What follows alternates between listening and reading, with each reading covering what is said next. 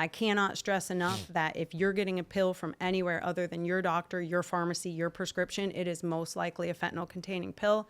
Last year alone, there were 115 million counterfeit pills containing fentanyl that were confiscated. That number is enormous and it's huge, and it's only a fraction of what's out there because that's what was busted. What is up, you guys? Welcome back to the #1 mental health and addiction podcast, the Hopeaholics. I am your girl, Natalie Eva Marie, and these are my boys. I'm Chad. Hi, I'm Shane. Make sure you guys like, subscribe, and follow us on our socials and wherever you get your podcasts. Got a new episode dropping every Monday and Thursday. Please come check it out. This episode is brought to you by the Infinity Group. You guys, if you or a loved one is suffering, please call us today. The number is right here on the screen. We are here for you 24/7. Now, let's get into the episode. All right, well, Dr. EMZ, Dr. Zona, welcome to the Hopeaholics Podcast. Thank you. We are so excited to have you. I'm so excited to be here. First thing I want to say is congratulations to you, and I understand Shane as well, but to the two of you on your recoveries. It's not easy. I see that. Thank you. And I see all the work that you had to put in, and not just to survive, but literally to thrive. Oh my goodness. With everything and all the people you guys are helping, millions of people. So thank you for all of that, and congratulations. Thank you. Yeah. Yeah, Let me try. that was like one of the nicest was things very anybody's nice. ever said. I know. And we're done here. And scene. That was amazing. No, thank you. I mean, we really, our heart is in this. Like, I can tell. I don't, number one, I don't believe that I should have survived a car accident 24 years ago, almost to the month. And then losing my son-in-law to the fentanyl I'm so sorry crisis. for your loss. This is it, you know? And you know how I know it's it? Because there's another force constantly trying to stop me from doing what I'm doing. Yeah. The enemy. Mm-hmm. Always trying to circle back and remind you Yep. how great it was. Yeah. I Yep. hear that a lot from my patients. Or trying to get me to quit because I'm on to something beautiful. But like when I get in here, especially like in this room right here, and start, get to have an amazing guest like yourself and get Thank to you. start talking about what's really going on, it just takes all this stress and everything else that goes on in my life right away. And you remember why you're doing it in the Yeah. first place. Yeah. Yeah. Sure. Because this right here, this podcast, or even my treatment centers, I don't do it for money. I do it for a living. Right. But it was never started that way. I just don't want another person to have to suffer with the same stuff that, either I've suffered from myself through my own disease, my own addiction, or I don't want other family members to continue having to go through it. And it's I haven't really seen it slowing down. So we're going to continue to be a voice because it's going to take all of us. So you can't rely on the government or other entities to be the solution. The government was never, in America at least, was never put in place to be the solution to the people's problem. I agree with that. Right. And I always think about addiction as a gem. Like I think about it and I kind of try to describe this to my patients or people that I'm speaking with, that if you picture like a diamond, like a stone, a multifaceted stone. So there are so many different faces on that stone, and there's so many different facets to each individual case that even if the government could offer something great, it still would only be one tiny side of that. Yeah. Right. You're going to need Yeah. your whole biopsychosocial approach. You need your community. You need your spirituality. You need, in a lot of cases, medication help. In a lot of cases, not. Therapy, friends, just physical health, sunshine, all the things. There's no one answer. And if there were one answer, it definitely wouldn't be the government. Yeah, for sure. Right. What made you, because you're double board certified in anesthesiology and and addiction. Right. What made you want to be an anesthesiologist? So long story short, I knew I wanted to be a doctor. I knew that from pretty young. And I guess you hear that a lot with doctors. It's just kind of something that we're like, this is what I want to do. I, in a lot of ways, tried to deviate from that path as a teenager because, I was a little bit of a party girl. I made some mistakes, we'll put it that way. And when it was time to kind of buckle down and get serious with school, I buckled down and got serious with school. And I thank God for that. I see myself as lucky. I see myself as a survivor. I know I put in a lot of hard work, so I don't discount that. But I know a lot of other people that had a lot of dreams and goals that had some dumb choices that kind of deviated them from their goals. And I certainly made enough dumb choices. So I see myself as very lucky. But then when I went to medical school, I actually wanted to be, early on, I wanted to be an adolescent psychiatrist. Interesting. That was my goal. So I grew up with an alcoholic parent, and there was a lot kind of going on behind the scenes there. And my goal was to work with kids in a way where they felt that they could kind of work through their emotions, because I felt like I dealt with a lot of sort of anxiety and things that I was just like trying constantly to hide, right? Trying constantly to just put on a face that was like smiling and I'm fine and everything's fine here, nothing to see, you know, no dysfunction or anything. And then at some point, like, that's exhausting. And so that was kind of my original goal. And then when I did a psychiatry rotation, you know, no offense to anybody in the field, it just didn't click. Like, I just didn't feel that it was right for me. So I didn't really panic, but I started to think, I'm back to the drawing board. Like, what am I going to do? And I knew I loved kids. So I thought pediatrics. I spent my month on that rotation, and I was like sick the whole month. I remember my attending had, I was like, do you get, like, does this end at some point? I constantly, like, I had gone out to dinner with my friends and I had gotten rotavirus, and it was like Oh my God. GI virus, like in the middle of a nice dinner. I was like, does this ever end? Can you be a pediatrician and not be sick all the time? And he was like red and peeling. And I'm like, I mean, you just got back from vacation. He's like, no, I have scarlet fever. I was like, oh my God. So Oh I my kind of went gosh. through that. And I was like, okay, so it's not going to be peds. And then I was dead set on ER. Okay. I was going to be ER, and I had applied for ER and all of that. And we had a case. I was at Allegheny General, which, if you're familiar with the Pittsburgh area at all, it's one of the major trauma centers. But we had a patient that came through that ended up dying. It was a level 1 trauma. It was a bad car wreck. And he had thrown up quite a bit. And they were trying to do his airway. Now, as a medical student, I was like just holding his neck in line so it didn't get worse, like while they're messing with his airway. So I was just the person holding the neck. So I'm just watching all of this and taking it in. And they lost the airway. He vomited enough that it choked him, basically. And everybody, you know, at some point they call the code and the guy's gone. And I'm just like, what just happened? Like, how did that happen? And they had said, you know, airway is huge. You know, if you don't have airway, you have nothing. And I said, well, where do I get better at airway? Because that's scary. Like, I just watched somebody die, and they said, anesthesia, go spend a month doing anesthesia and you'll get real comfortable with airways. So I said, okay. So I went to do a month with the anesthesia, and I fell in love. Like, within the first probably 10 days on the rotation, I was like, this is my world. Like, OR, things are moving quickly. You don't sit and wait for like, oh, we're going to wait 3 days for this Right. lab to come back, or this MRI scan or whatever. It's like, I don't like your blood pressure. Boom, I changed it. I don't like your heart rate. Boom, I changed it. You're waking and want you to sleep. Boom. You're sleeping and want you awake. Yeah. Boom. You know, Yeah. just that instant kind of make it happen. So for me, it was just, I fell right in love with anesthesia. I had to withdraw all my like ER applications and switch everything at the last minute, but I did it, and I got into my first choice, which is now it's UPMC, Okay. Mercy, but at the time it was Mercy Hospital, Pittsburgh, and spent 4 years there. So Wow. yeah, and I thought that's all I was ever going to do. Yeah. And then you decided from anesthesiology to pivot into becoming addiction specialist as well. Yeah, so 6 years into practice, and I had, you know, I trained at a trauma center. And so a lot of what I had first seen in ER and a lot of those kind of, you know, the dopamine rush that comes Sure. with big stuff. I had done that also in a practice that I was after I was an attending. So I graduated, and, you know, you get a lot of big cases and big whatever. And at some point, you know, you take some of that home, right? I mean, like you see a kid die, or you see a baby Yeah. with burns, and, you know, it kind of weighs on you a little bit. So I was kind of working through my own, you know, I was okay. I was great at it, but it just felt like, you know, some of that was pretty intense. So I started to think about what I wanted to do moving forward. At this point, I had 2 little kids. And so I was still in that world, though, but those kind of things in the background. And my former friend, Tia, had passed away. And she and I grew up from about 7th grade when she and her twin sister, Tawny, moved into our neighborhood. Not like exact neighborhood, but township. Yeah. When they moved in, we had become friends. Really, our big thing was like we loved borrowing each other's clothes.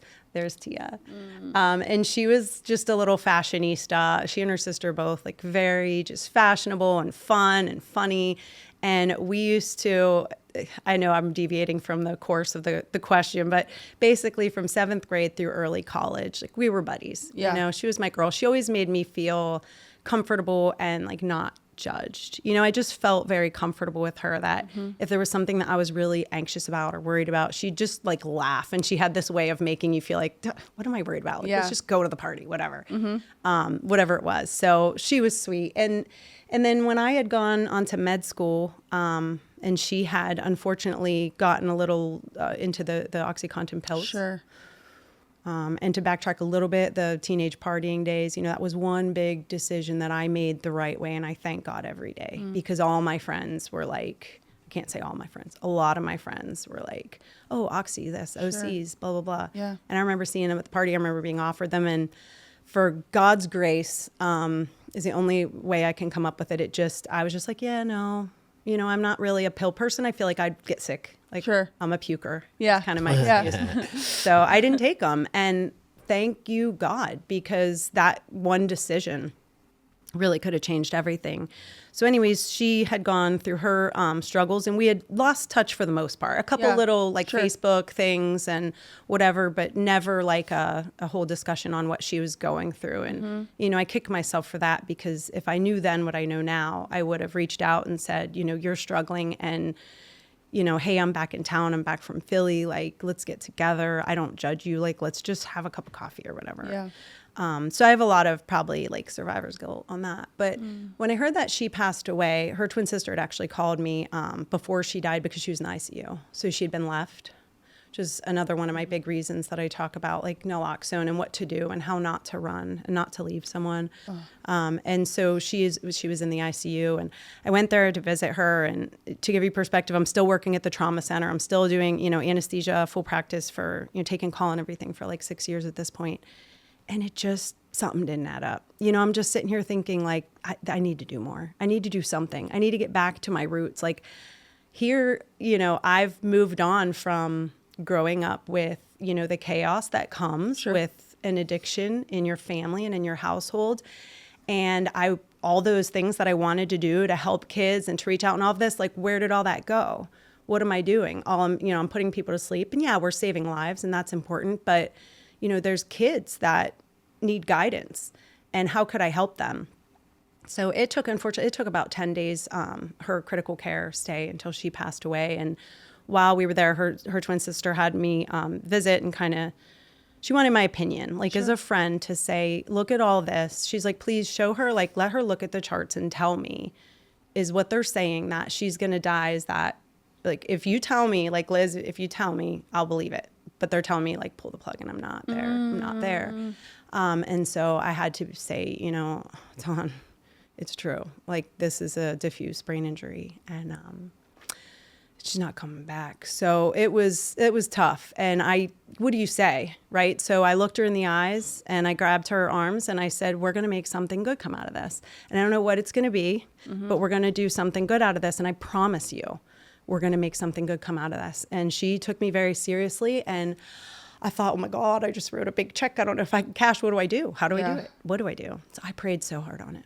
I prayed so hard. And I went to church and I remember just the tears coming out of my eyes when they sang that song, Here I Am, Lord. Do you guys know that song? Is it I, Lord? Yep, I've heard you calling in the night. And I was like, I just felt this rush. Like I have a calling. And I got to do this. I got to follow it and I got to go with it. And I made a promise for a reason. And so I was like, okay, I'm going to do this. But I didn't know what I was going to do still. And shortly after that, somebody had reached out to me to see if I wanted to take a job at a very like much more low key anesthesia job, not trauma center, not call, not weekends, holidays, all that. And it just kind of lined up right. And I thought, you know what, I could take this work down a notch and put that work up a notch. I started with just doing a couple talks with the high school that Tia and Tawny and I had gone to. And we decided we'd do a scholarship in her name. So that was kind of how that all started. And I'm one of those people that if I'm going to do something, I'm going to do it all the way. Like, I know you're like that, you guys. Yeah. And so I thought, well, I better study more about this because I'm talking to kids about addiction. And I know it from the standpoint of a kid that grew up with an alcoholic parent. And I know it from the standpoint of watching all my friends, you know, who were like, oh, it's a party, it's fun. Then at some point the party's over and they can't stop. So I felt like I knew it from those standpoints, but I'm a doctor now. And people are going to expect me to talk about it like a doctor. So I started to go to more like CME, continuing medical education talks and those sorts of things to learn more. This one doctor had this amazing talk, and it was one very similar to what I give now, which is the neurobiology of addiction, what actually goes on in the brain. And I said, wow, like we didn't learn this in med school. First of all, why not? That's bullshit. Right? Yeah. And second of all, like, this is amazing. So I went up to him after his talk and I said, I would love to shadow you and just see what you do. And he said, don't shadow me, work for me. We need people. We have nobody. People are coming hours to get help for their addictions, and I'm swamped. And I'm doing this talk and I'm doing that talk, and I'm just, you know, it's overwhelming. And I said, well, how would I like work for you? You know? And he said, just come on a Saturday. I'll tell you what you need to do. We'll get you like the short-term certification, not like I'm also board certified, which took a few years, but this was just like at the time you had to have a special waiver to write for like Suboxone and that kind of stuff. Was when at this time, was the board even created yet? Great question. So in 2016, I believe right around the same time is when the American Board of Medical Specialties acknowledged addiction medicine as a medical specialty. Wow. Before it was only like a derivative of psychiatry. But that's an excellent question because, again, bullshit. Yeah. Right? Yeah. Yeah. I mean, I've been in this industry so Yeah. long that it didn't exist. Right. Which is crazy. You're absolutely right. And you know, and coming from a family of, you know, of medicine, my dad is a doctor. All my sisters are nurses. My mom is a nurse. Wow. Of course, that's how my parents met, in the hospital. The nurses and doctors. Yeah. Yeah. Yeah. Yeah. Especially think about back in the 70s. for that sure. was, you know, Yeah. I don't know how it is today, but things It's not were- uncommon. Yeah. I feel Yeah. like surgeons and anesthesiologists end up with like ICU nurses a lot. That makes sense. But it makes sense because you're around each other All the time. all the time. Yep. So who else are you going to meet? And you know how work conversations course. are. I mean, if you're sitting there talking about, you know, the stuff that you talk about with medicine, I mean, there's not that many boundaries as far as what you discuss. Completely. Yeah. Yeah. Yeah. Yeah. So I started working with him, and I ended up loving it. Yeah. Again, it was one of those things where, you know, I do believe that like God kind of grabs your hand in certain times and says, come this way, my Yeah. child, you know, and it was one of those things where it was like, I need to do this, but you know, it's hard to like, how do you convince your spouse? Like, hey, I did this. I went to school for like 12 years to do this job and it pays super well, but now I just want to like do something else, which is like a fraction of. So throughout the last several years, I've been doing a little less and less anesthesia and more addiction medicine to the point where now I'm about 50-50. Wow. So, yeah. I can't believe in 2016 is really when it became, I guess, recognized or acknowledged. That's not that long ago. No. No. And you know what that says to medical students? It says that it's not important. Right. It says that it's not common. And it is both of those. Very important and very common. For sure. Yeah. And I'll do volunteer like talks at medical schools now just to make sure the kids hear it. I want them to hear the talk that I heard that day about the neurobiology of addiction. And I want them to realize how many of their patients, there's more people in the United States dealing with substance use disorders than there are things like diabetes, hypertension, asthma. We'll spend all day talking about those diseases. You can also ask all of those people that have those diseases if they have a substance use disorder. I mean, many of them won't even know they have a substance use disorder because a lot of people are one of the biggest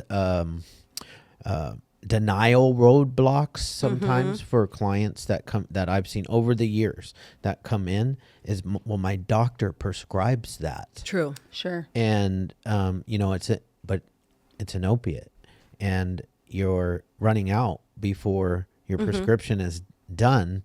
And I mean, and nowadays it's too scary because now if you're heading out to the streets, you're getting fentanyl. Exactly. Yeah, you're right. I mean, we live in a society where, you know, we need another pill just to feel good. Right. And, you know, what I see a lot of is patients who are prescribed benzos and nobody told them. anything, you know, and I'm not saying that if somebody has, you know, panic attacks and they take it on an airplane or something, that it doesn't have a role. Yeah. Sure. You know, in the operating room, I mean, I'm going to give you a couple milligrams of Versed. It has its role. Sure. But what bothers me is when, you know, I'll see a 30-something-year-old for a routine procedure and I'm looking at their med list and I'm like, Klonopin 3 times a day? Right. Like, yeah, I have anxiety. And I'm like, but you're not on like any maintenance med? Are you in therapy? You know, and then I realized like, Liz, you're seeing them for anesthesia, just put them to sleep. You know, I can't have like an intervention here. But what bothers me is to know that they're relying on that medication. I'll say, so you actually take it 3 times a day? And they'll be like, yeah. And I'm like, okay, did the person that prescribed that to you explain to you that if you do run out or if there is a change in law where it can't be written or if that doctor moves or whatever, that if you have to go without that, you could need to do like a detox? Are you aware of that? And be like, really? And that to me is doing patients a disservice. Mm-hmm. If somebody, everything is a risk versus benefit, right? And if you're not discussing the risk and only focusing on the benefit, then I think you're doing that person a disservice. And why do you think that? Why do you think that a doctor wouldn't explain that? Is it because they don't know? I Truly, think it all comes down when you talk to people who are on sort of the front lines of like primary care, psychiatry, those sorts of things. They are squeezed in time, and it's like you have 5 minutes, you have 50 patients, you have all this overhead in your charting. You know, I'm not trying to make excuses because there isn't one, right? I mean, these are serious substances and they need to be discussed appropriately. But I do know that I think that the trend with medicine is that we're having less and less time with our patients and expected to do more and more. same in the treatment industry. I bet. Right. I mean, I've been in this since it was a cash pay industry. Right. And we did paper charts and we barely had to do any notes just for the minimal state standard back in the early 2000s. To it becoming a, you know, predominantly a private insurance patient that requires joint commission. It require the state regulations have gone up by 50-fold. And then on top of that, every insurance company has their own policy and procedure manual that if you don't do this right, well, you're in audit now. Yeah. And insurance companies, you know, it almost sounds like they practice medicine without a license, honestly. Oh, all the time. I have times where I order something for somebody and it's denied. Oh, yeah. Or, you know, I put somebody to sleep for something and then they're like, yeah, no, they didn't need anesthesia. Totally. I'm like, really? So you think they should have been operated on without anesthesia? Like that's what I cut, think is cut crazy. into. Yeah. Yeah, no problem. Yeah. Or they're not going to cover the anesthetic. Right. For that. Like they're going to Right. cover the surgery. I'm like, okay, think about that for a second. And like also too, think about the fact that I'm coming to you for surgery, right? And so you're gonna put me to sleep. Right. I have fantastic insurance, and then I get denied my anesthesia.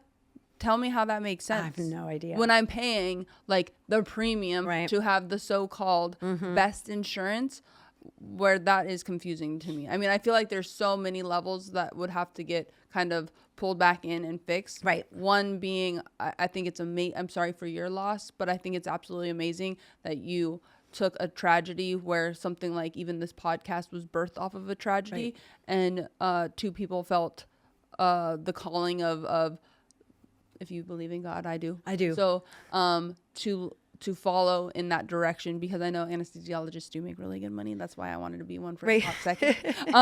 And then took that route to not only honor your friend, but also be a voice of knowledge, because I think there was so lack thereof from just an addiction standpoint where people didn't want to believe that it was even a disease. Hence Head in sand. the fact that it was only in 2016 even qualified as something where I'm like, wow, I actually That never, it's worth medical. Correct. Yeah. Where that is wild to me. And then like the insurance thing, especially seeing it in the treatment facilities where insurance will say to a patient that is coming to detox, they're done.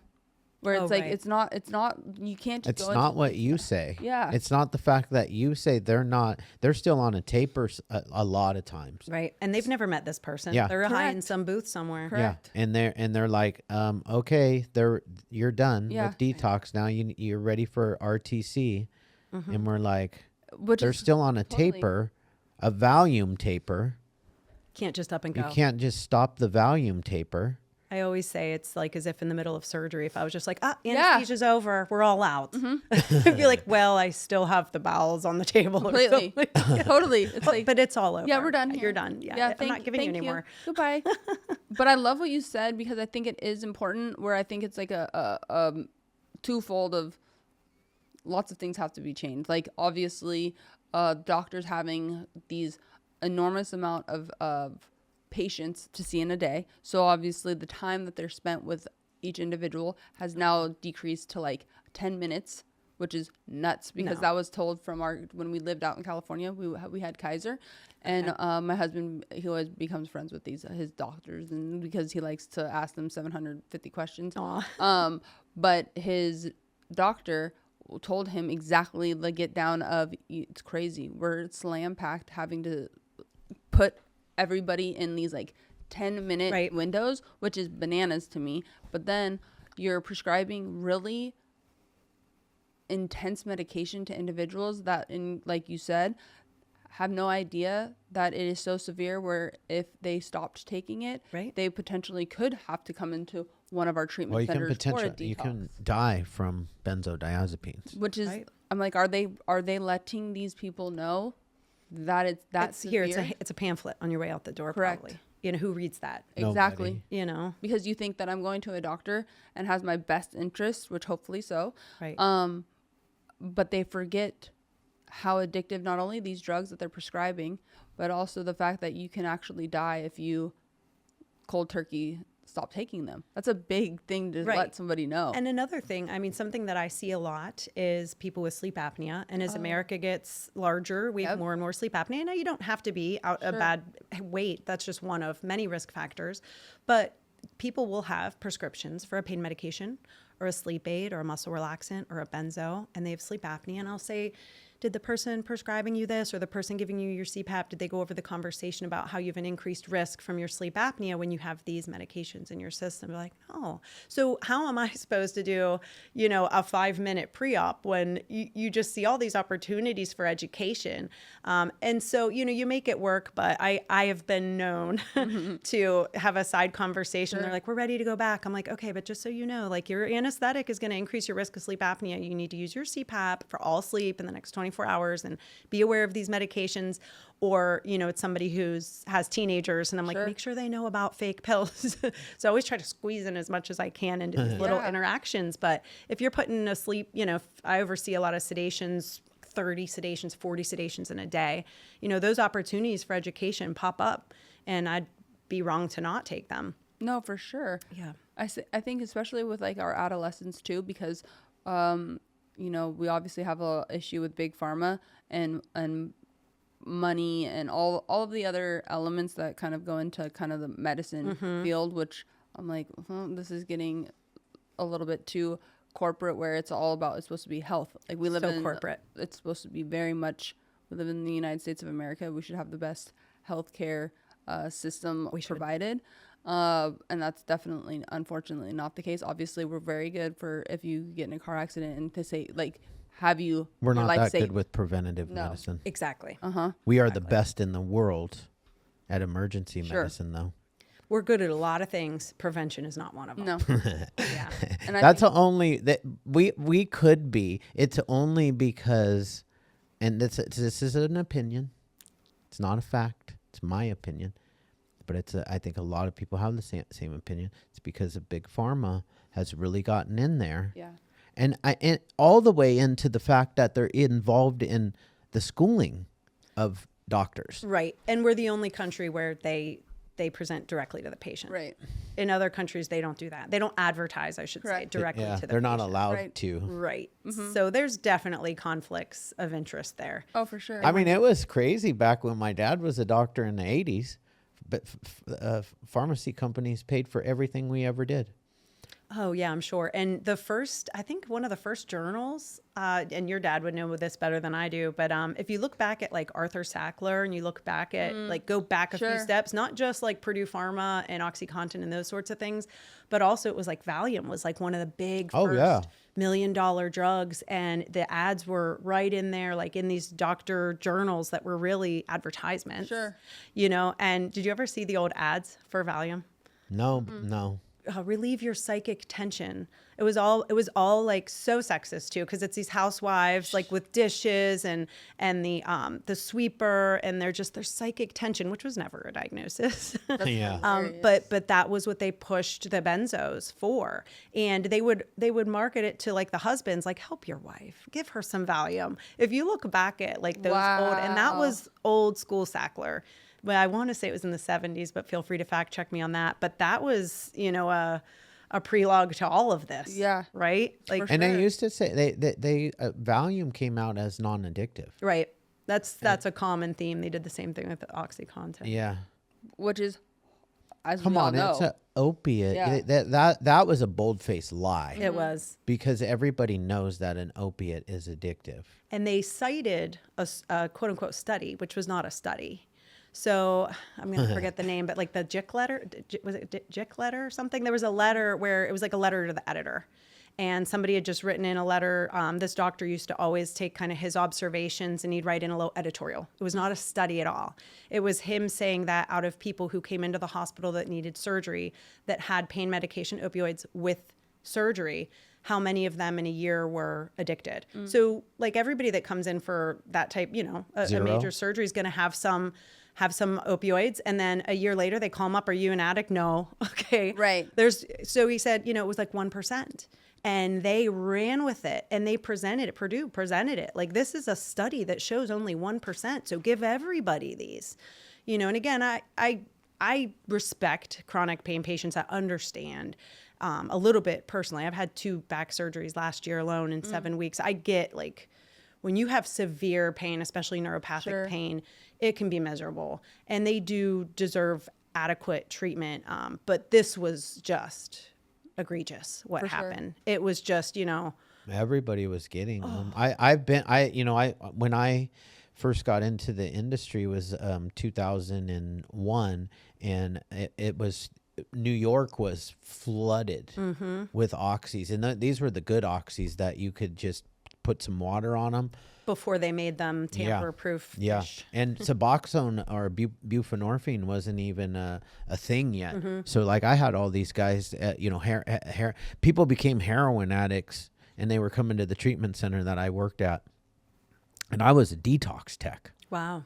I mean, you can't even really call it that. I was just an addict in recovery, and I was like giving these guys Thorazine and Ativan and all these meds just to try to knock them out, and they'd be like zombied coming in, banging on my door while I was trying to, because we like slept at the same time too. It wasn't like a hospital. Right. Wow. We were detoxing people in houses with no medical anything. That's wild. I would love to be a fly on the wall just to see how that all went, And that Thorazine, yeah, that's some Ativan, Clonidine. Trying to think. I can't hand that to a tech now and be like, here, give us to the dude. Oh, we would have packages of them. Wow. Packages of them. And they wouldn't even be like for that specific person. I would have packages for the whole community. Wow. So I'd have, 100 Ativan in a little package. Wow. That's insane to me. I mean, we even have to lock up propofol now, which, your average person's not going to be looking for propofol to abuse. But after the Michael Jackson that's what happened thing. to Michael Jackson, though. After that, we had to start locking out. It used to be able to be, it was just something that would be in your cabinet in the OR, in your anesthesia workroom, and then it became something that had to be locked up. Like for years here, we had meds available before the patients got here. We had, the physician could prescribe meds, and then when we had an intake, we already had the meds. Yeah. And then we could just get them super strict now. Real strict. Right. Like in California, technically, we aren't allowed to even call the meds into the pharmacy until the doctor has seen the patient face to face here at the facility. Yeah, that doesn't surprise me. We have, for instance, if say somebody was getting like a Sublocade injection, when it comes, like it has to be signed a certain way, locked up, signed over. And then, whenever I give it, I have to write down all of the, the prescription number, the lot number, the expiration number, sign off that it was given. Or if somebody didn't show up, like it has to be wasted in a certain period of time and you have to have a witness to the waste and all of that. Oh, wow. Yeah, it's pretty specific. And then as far as the anesthesia goes, obviously, we have to watch everything down to the microgram. You have to explain down to the microgram what you did with it. I remember once as a resident, I was at Children's Hospital, and when it's children's, I mean, your doses might be 2 micrograms or 5 micrograms. Sure. And so I remember getting there to my pharmacy and, after a 24-hour shift trying to turn in and being like, I think I'm missing 1 microgram. Like, where is the 1 microgram? I figured it out in my records. It was just, a typo or something. But it's that point where it's like, honestly, nobody's getting high off a microgram. Totally, for sure. Actually, that's a question I have. Yeah. In your field, especially anesthesiology, like, have you seen a lot of, whether it's doctors or others, become addicts because they're dealing with such pretty intense medication? A really good question. And the proximity is there, right? The access, I guess you would say. So there are, if you look at the data, anesthesiologists are one of the higher specialties for substance use disorders, for sure. Just from my experience, what I can tell you is I remember being a resident and that there was a fairly recent story of a resident who died in the call room at Mercy Hospital who had himself hooked up to, I think it was fentanyl, which is way more potent than fentanyl. It's the most potent narcotic that I've ever handled or given. And I remember that story was kind of fresh because they made sure it was like, okay, all the residents are coming in and we're going to have this lecture and it's in memory of this, person that this happened to. And then I knew of a CRNA that I used to work with who was apparently nodding off in the OR. And the surgeon complained and said, like, we need something right now. And she was using. And then I know also of another anesthesia person that I don't want to give away too much as far as who it was, but it was somebody who had overdosed on duty and was found in the workroom. So those are just a few stories off the top of my head.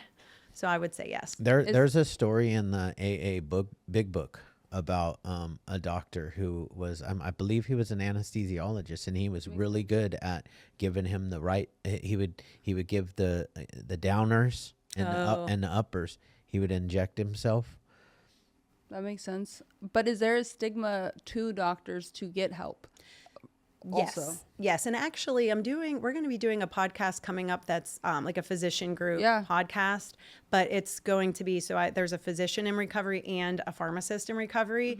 And we're going to be talking with them soon about how to get help and those sorts of things.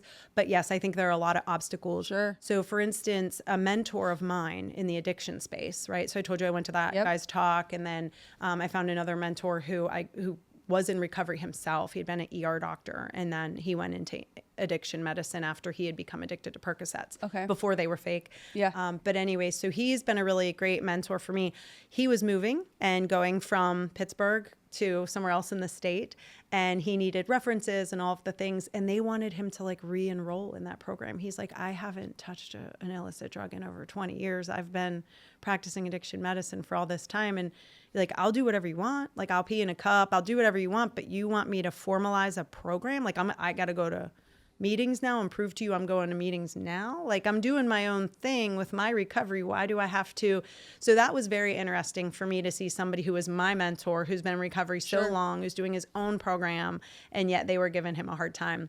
See, that's interesting because we have like a Recover Out Loud Zoom meeting that we do every week, and we have a couple guys in like the medical field, the ER, and it is unfortunate where you have people that are in the medical field, whether it's anesthesiology or let's say surgeons to pharmacists to etc., and they feel pigeonholed into not wanting to say or like, go and seek help because losing job or then having a difficulty getting implemented back into their job after they're, seeked whatever treatment. And I think that's unfortunate. I mean, you can lose your license. There is a huge stigma attached to it. And, you know, over my life have treated many nurses and doctors here.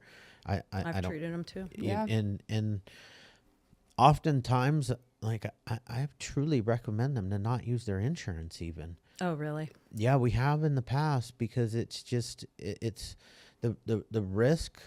You can lose your license, but immediately, even if they find out, you're getting put on probation. Right. Yeah. That is a for sure. Right. And which is fine. One of the best programs around in the United States is the pilots program. Do you want your pilot drinking or using? They have like a 5-year program, and you know what their success rate is? 90%. It's high. The physician's success rate is high too. I forget what the number is, but I feel like it was. And is the physician probation program like a 5-year program as well, or I'm a 3? not sure. It's a 3. It's got to be like a 3. I'm pretty sure the nurses is a 3 to 5 year. I'm program. sure it's a long program. Yeah, I do know that it's PHP. I think they call it. Oh, okay. Kind of that's what I'm looking up to kind of get the background on before that talk. But and you mentioned about stigma with doctors. I mean, not just recovery, but I think I tagged you on something to show you just even doctors that take care of people in recovery. Yeah. It's not uncommon at all for somebody online to attack me and say that basically, I'm a quote unquote addict, or I'm this or that. And, just why would anybody want to be in that situation? I've had people that I'm related to who have said, like, why would you want to work with that population? I'm like, because they're amazing, because there is nobody more resilient than somebody who has recovered. And even if the motivation has gone awry when they're in active addiction, there is nobody more motivated than somebody looking for their drug of choice when they're in active addiction. And when they recover and they come out of that, watch out, because that motivation is still there, and they turn it towards something else, and they're going to make it happen. Yeah, like you guys. Totally. We're not even close to like the average, an average human being. Right. We can be above average or below average, however you want to say it, in a bad way but nobody works harder than us. Right. Can you imagine like having an addiction, like being starving for food, and all you can think about is food, and it's 24/7, and you have to, it's any means and ways to get what you need. Right. Yeah. And you can't go to sleep because you need it just to function. It's hard to explain to somebody, and I really did a bad job right now, but You're a savage, though. Like my husband said, a savage. You are a resilient. Once you can turn it around. Right. My husband always uses the term, like, I'm a tornado. I can either destruct and tear down an entire city, or I'll light that bitch up. Yep. So it's like, if you can spin or you can rebuild a city completely. And so it's like Reverse tornado. yes. And when you're able to take somebody from destruction and despair and hopelessness, and you give them the tools in recovery, Watch out. because you are a beast, because the lengths that you go when you are in your active addiction is nothing what a human could even remotely think of.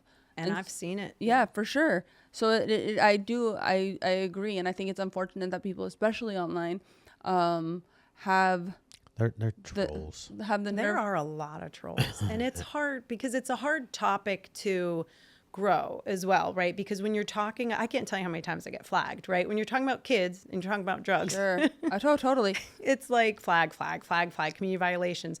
I'll appeal it. And I'm like, do you not see what I'm saying? I'm literally telling them not to. Just because I say crazy. kids and drugs together doesn't mean I'm telling them to go do them.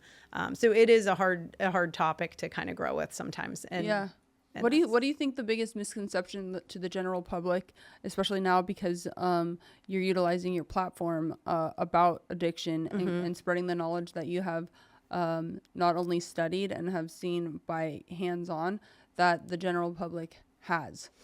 The biggest misconception that they have about people in active addiction is probably that they're continually making a choice, that it's a choice versus a disease model. And you'll have people who will say, like, why would you tell somebody they have a disease and you make them feel hopeless? And a lot of medical conditions are treatable. A lot of medical conditions are curable. It doesn't mean that you're telling them, like, look, you have stage 4, this or that, you're never going to survive. But when you look at the changes that happen within the brain during active addiction, it clearly follows, the disorder model of, changes from your neuroplasticity, all Totally. of your, and then the fact that it's, it's clearly evidence-based that it is, you're not constantly making that choice. And I think that was kind of therapeutic for me as well when everything came full circle and I started to learn more about addiction. My parent didn't want to, continue that dysfunction, and it wasn't my fault and it wasn't their fault, so I kind of realized later on, like, wow, that makes a lot more sense to think like, oh, you're spilling out that bottle of vodka, I promise it'll never happen again, and then it happens again. Yeah. Like, what's wrong with you? Like, Right. well, it is a disease, and I think that was a lot like healing for me. But yeah, I would think that's the biggest misconception, is that it's just their choice or that they're lazy. Because again, like we just said, I mean, people in active addiction are some of the most motivated beasts you'll ever meet. I mean, they will go and get it. And once they do turn that around towards something that's good for them instead of something that's self-destructive, it's a beautiful thing. I always say it's like listening to a country song backwards. You get your wife back, your truck back, your dog back. Yeah. It's a beautiful thing. I love watching people in recovery. Sure. And even just, for instance, I was mentioning how many people I might see in my anesthesia work. Something I tell other doctors, because part of my speaking that I do is with other physicians and continuing medical education. And one of the things I say is, when you see somebody's in recovery or somebody has a history of alcoholism and they don't drink anymore, or they have a history of opioid use disorder and they're on something, or they're not, or they're coming, to you for something else, say congratulations. It's so easy. It takes 2 seconds of your time to be like, oh, you haven't used heroin in 8 years. Congratulations. That's amazing. I realize that's not easy to do. And they'll be like, thank you. And when they look at you like, did you seriously just say that? Like, they're in shock because what they're so used to is seeing the doctor or the nurse go the chart and be like, oh, and they'll tell me they can see it when your eyes hit that part of their chart that my patients will tell me I could see it the minute they see that on my chart. To be honest with you, I actually stopped putting it in my chart. I don't blame you. Because, I didn't want to get flagged of not, and I'm not, because I am nowhere near an opiate addict, but what if I need an opiate? And I didn't want to get flagged and judged. Right. So I stopped putting it in there. I just skipped right over that part. I was like, nope, not an addict. And I always remind people, especially if they're still using and you're coming for like anesthesia or something, definitely, be honest about all that. But in high school, I smoked Camel Lights. Do I put that I was a former smoker? No, I don't put that on my medical chart because I skipped that too. Yeah. At this point, I am a former smoker, but I just smoked for 10 years. I haven't smoked in a long time. Do you remember the Camel Cash? I used to collect that and and get a hat or a satchel or something. It was cool. You could get something cool. I fell for that, man. I totally fell for that. Cigarettes were sales cool. Pitch. And I look back and I was like, oh my God. I think I thought I was so cool. Me too. And I remember when I stopped drinking, I mean, you can spot out an AA meeting miles away because everyone's outside smoking a cigarette, It's that's we've gotten kicked out of so many places though because of the smoking, especially now here in California. Definitely. The vaping's just out of control. Vaping is out of control. And fortunately, teen vaping is going down, but it was crazy. It is going down? Yep, it's going down. In Orange County? Good. I don't know about your Orange County. That's good. It's definitely trending down from its peak, in 14 to 17, with the Juul was so cool. Oh my God, yes. Do it in school. Sure. Yeah, that was one of my first essays that I read while I'd started up the scholarship program in Tia's memory. And one of the first essays I read, this kid was saying, so to win the scholarship, basically, they show by an essay, but also by their resume that they're doing things to not only have a healthy life themselves. It's called the Impact Program. So it's about your choices as a teen and how they impact your future. Nice. And I use kind of the example of Tia and I were the same kid. Completely. We went to the same parties. We wore the same clothes. We hung out with the same crowd. There was one choice that we made differently that ended up making such a huge difference as the ripple effect down the line. So I really focus, with her family's permission, of course, on that one choice and it can kind of really affect. So I call it the Impact Program, and they write an essay about how they have healthy decision making and how they set an example for their peers that it's cool. You don't have to cave to peer pressure and use drugs or alcohol. You can do these other things instead, and they can be creative with it. But one of the first essays I ever read, the kid was kind of saying how he was so mad at everybody vaping and how, he didn't understand what the allure was. And I saw that quote and he goes, "Juul is so cool, you can do it in school." And I guess that was kind of the motto back then, is they just have it in their sleeve and hit it in the middle of class.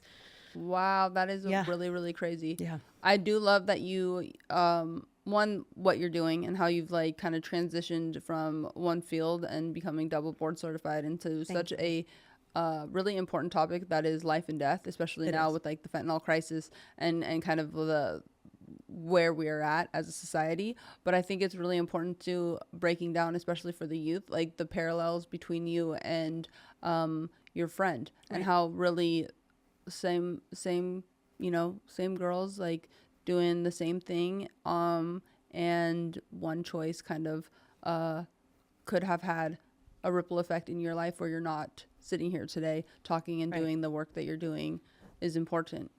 Thank you. And there's not 1 second that it doesn't hit me that the roles could have been reversed. Sure. I could have had, a couple extra shots that night and been like, screw it, I want that. And she could have had a moment of like, yeah, it doesn't seem like a good idea. You know what I mean? It's just one night, one moment, and the roles could be reversed. Well, do you think that it played a major part in you making that one choice of not to say, continuing on having like, the 3 shots that night or maybe a couple more, a pill here or there because of your parents and because you were able to witness something that some people don't?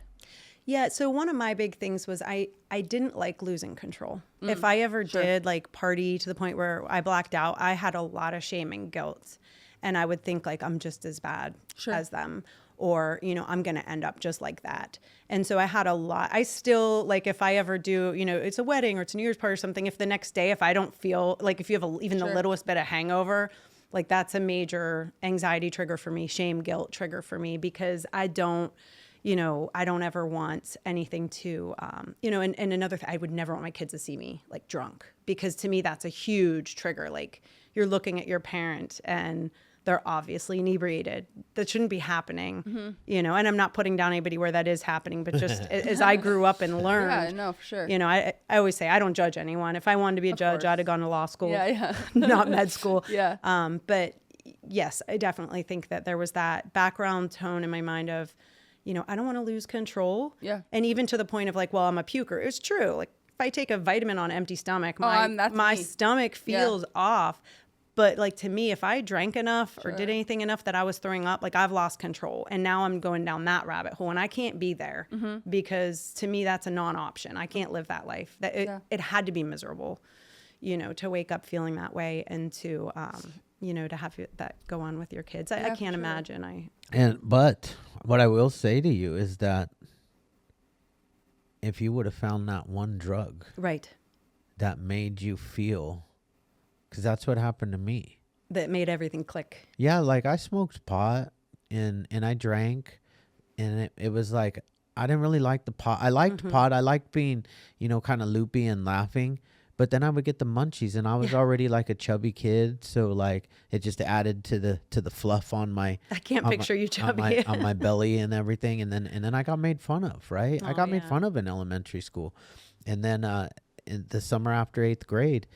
I remember doing my first line of meth, and I remember they called it. Just want to be clear, like it was called speed back then, and it wasn't glass shards all scary looking like meth looks now. It was just a little powder, made by some Hell's Angels bikers somewhere, and and you just snorted up your nose just like that. It was huge out here. Sure. So in Pittsburgh area, it wasn't like, and again, there were parties, there were substances. I never saw that. I never saw meth.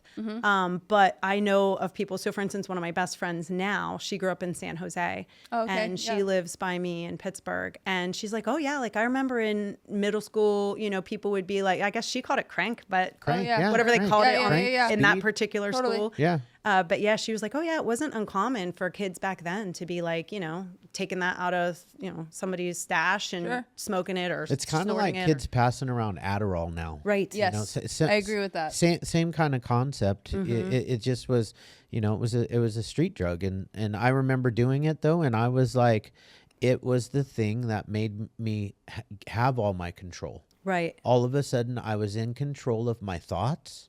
I was in control of my study habits. I had the energy to clean my room.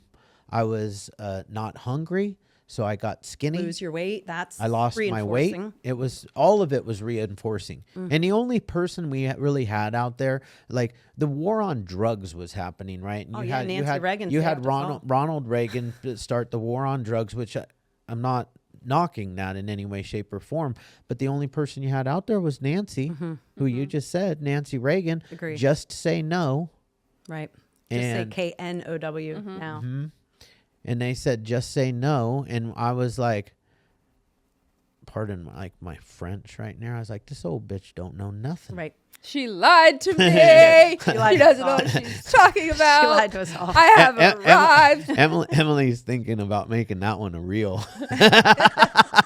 She should. But what I do like about like what you're putting out there, and like obviously we had a different case because we decided to go ahead and we found the drugs, or in my case both. I tried. Alcohol. I looked for them. Right. And it's like we partied. And it's like having the actual understanding of the severity of the choice. Yeah. Right. Where I don't think that I really thought too much of it, because there wasn't too many people talking about addiction or alcoholism, and they're definitely in my family who I love to death. It's a genetic as well. For sure. And I believe in that because it just runs heavy in mine.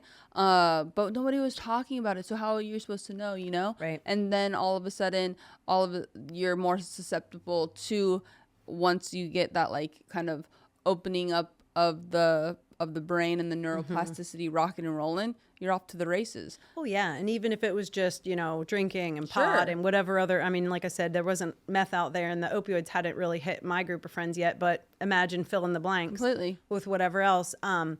When you think about it, you're told just say no, and you're shown these images of like the crack rock and the homeless guy in the alley, and you're thinking of like all these, like that's drugs. And then when you're at a party and your friends are, smoking popular some weed, kids snorting some or coke, whatever, and you're like, but they're not dying homeless. and they're not homeless, and they're the popular football player or whatever. So it's this cognitive dissonance that really negates the whole message completely. And so all you think is they're full of shit. They don't want me to have a good time. They're trying to ruin my buzz, you know? Yeah, and Chad's brain, he's like, this bitch lied to me. Yeah. This is not real. That's what I said in my head. I was like, she doesn't know what she's talking about. She's obviously never done this. Because it changed my life. I got good grades for a minute. For a minute, everybody that's listening. For a minute. Definitely Dean's not. List one semester. Yeah. Yeah, like for sure. And I went from so in 8th grade I went to a private school, and my parents finally allowed me to go to the public school where all my skater friends went. So I went from being this chubby kid at this private school to a summer of using meth every day to a skinny kid. You're more confident. All of a sudden, looking better. I was the best looking kid in the school in 9th grade. And I didn't know it because I didn't realize. I go back and look at pictures of my 9th grade year, and I was like, wow, I really was a handsome kid. I know it gets all weird when I say that stuff, but and you're like Nancy, and my growth. Yeah, and the girls, I all of a sudden had a girlfriend, the pick of the crop.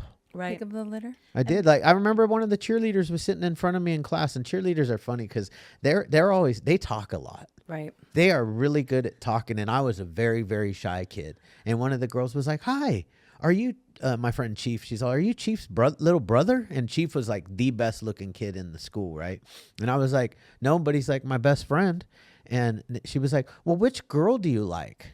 Hey, you have your choice now. And I was like, "I like that one over there." And next thing you know, that was my girlfriend. Asking you shall receive. Yeah. And then, ladies and gentlemen, it went downhill. It did. It did. I mean, Drastically. and so I also worry too, though, that like knowledge is power. Yes. Oh yeah. But what if you've got guys like me myself and Natalie out there, we're talking about, how bad addiction is.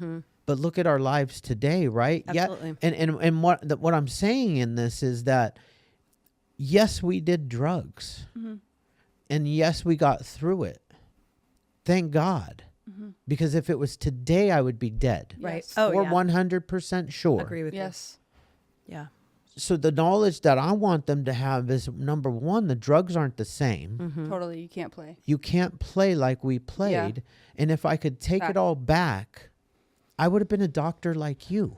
Me too. Right. And that's part of what I tell them now. First of all, let's stop the BS of, oh, this is just all bad, right? Because there's a reason people are using substances, right? We don't have a crisis and an epidemic of people poking themselves in the eye with a pick because that wouldn't feel good. Yeah. We have a crisis of substance use leading to addiction or death because in the beginning it feels good. Like, let's be honest with the kids. Yeah. If you're gonna try something, there's a chance that you might really like this. But picture your game of musical chairs. You're all just dancing around, okay? But then when that music stops and everybody scurries to find a chair, what if you're the one with no chair? Except instead of just not having a place to sit, now you have a crippling addiction or you've died. Yeah. Like, those are serious consequences. So, is the juice worth the squeeze? How great is this going to help you? And what's the real, again, I always go back to risks versus benefits. If you're dealing with anxiety and you're looking online to find what's going to help you and you think you're going to buy Xanax and it's going to help you, chances are that's got fentanyl in it or it's got bromazolam or some other synthetic. There's a high chance that that could be a fatal pill when you could actually just say, look, my real problem is a mental health concern that I'm going to address in the proper venue with the proper treatment and, not go down that path, because to your point, it's Russian roulette right now. It's not a matter of if, but a matter of when. And it doesn't help. The drugs don't actually help. They prolong the pain. If I can get that out to the people, yes, we use because we're in pain. Yes, we use because we don't feel right. I never felt right inside. As far back as I can remember, I didn't feel okay inside. And it's a mirage. And the drugs made me feel like I was for a minute, and then the pain comes back, and then I need it again. And then guess what? I start doing more damage to myself because of the pain that I start to inflict on myself first. And but those around. then when I start affecting the people around me and causing them pain, addicts and alcoholics are insanely sensitive people. So when I hurt you, it kills me. I have seen that. I have seen patients in recovery who have just cried to me, so much of the appointment spent just in tears about the people that they have hurt. And then, they go back and I had this happen one time where it was a young kid. And this one really bothered me because his family had a lot of stigma about any type of medication. And for him, it was indicated. And he said, but my family says it's just trading one thing for the other and this and that. And he was really worried about his family, and he just bawled and cried about how much he's hurt them. And he doesn't want to do that because that would hurt them even more. And we had our consult. I tried to talk to him about, I thought he should go inpatient. But you can't force somebody, obviously. You guys know this. So it was like, but we could also try to do, these types of medications as outpatient and just get you, shifted over from your drug of choice to something like, I think he would have been a candidate for Suboxone, if I remember correctly. And so we were kind of talking about that, but he wanted to go home and think about it. He never came back. He died. Yeah. Oh my goodness. And I sit there and I think, here you have somebody who, again, back to the facets on a gem, medication isn't for everyone. But if you look at the evidence-based, studies, it's going to show you that it decreases mortality in a whole lot of opioid use disorder people, especially nowadays with fentanyl in the mix. So, when one mini slip becomes a funeral, it really can make the difference between life and death. And I think about that kid, but to your point, he was not as upset about what he did to his own life as he was about the people around him. He was just crying because his parents were just so disappointed. And I felt really bad. He was only in his 20s too, and whole life ahead of him. Those are typically turning the it around, reason why you want to kill yourself. It's not because of the pain that you're causing yourself. Right. It's the pain that you're causing other people, and it just, and you can't, and you're stuck in this vicious cycle of hurting and breaking those promises to yourself. Shame and guilt. Yeah, Yep. totally. It's gnarly. But I think the beautiful thing, though, and what is so important is you said it at the very beginning, is like, I think that it has totally changed, where I am so happy that it is being put out there that alcoholism and addiction is a disease. Right. And that is, to me, that's hope, because then I'm thinking like, oh my gosh, I'm not broken. There's a solution. Right. We have a solution to the problem, which I know the problem is me, but there's tools that I have now learned that you can completely recover and heal, which before you didn't have that. Like, now it's medical doctors are saying it is a disease. So now it gives a little bit of relief and hope to parents, spouses, boyfriends, girlfriends, friends, where instead of, oh, it's just this kind of fake thing that's going on with this person and they just are a loser, it's like, no, they actually have a disease in them, but we can treat it. We have a solution. There is, and then pretty easy to treat if you if get all things in a row. all the things in the row, and all do the all different things. facets of recovery. And there's so many amazing stories of hope that people have recovered. Obviously, Chad and myself, we know this shit is right here that can take us out at any day.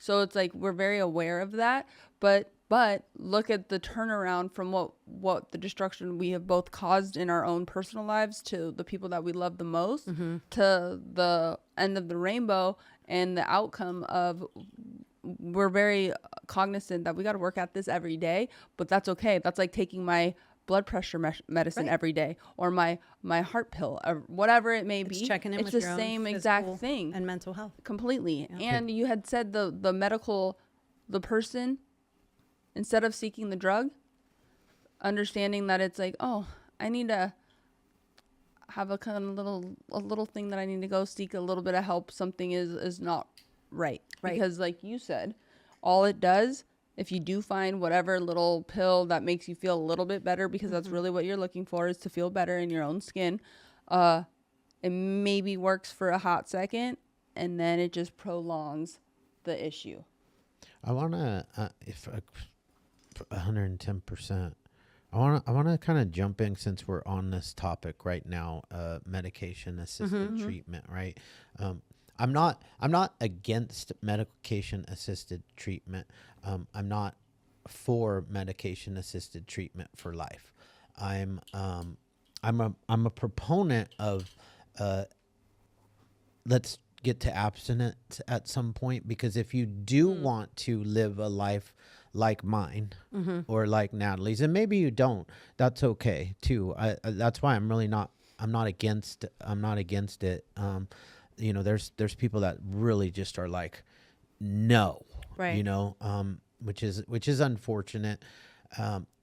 But like, people are dying, so I'm starting to really come around to the fact that it's necessary, and just like any health problem that we have, right? So if I have high blood pressure and I go see my doctor, and he does put me on a blood pressure medicine, hopefully that doctor's a good doctor and starts to talk to me about my overall health, my diet, what's my weight, right? Because my goal would also be at some point to get off that blood pressure medication. Sure. And if I can, yeah. Because I'm going to live a better life without the blood pressure medicine, right? There's always side effects to everything. Right. So on that topic, where do you think we're at in this world right now with medication assisted treatment? So a couple points to answer your question. One, I think that, you know, as I always say, there's no one right way to recover. I support all paths to recovery. And if somebody comes in and just says like, oh, hey, I want to be on Suboxone, I'm like, hold on, I'll make that decision and we'll make that decision together.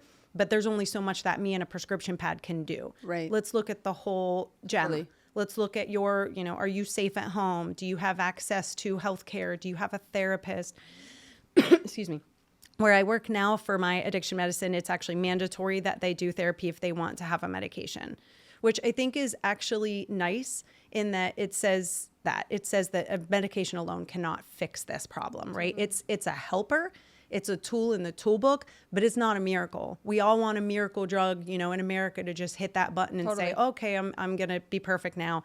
And it's not that, and it never will be that. You have to do the work from within and look at the whole aspect of yourself and what you're doing and not doing to make yourself healthier tomorrow than you are today. So again, it's a very individualized thing. And I don't think that we can ever say, well, nobody should be on it forever, because somebody will need to be on it forever. Most hopefully aren't on it forever.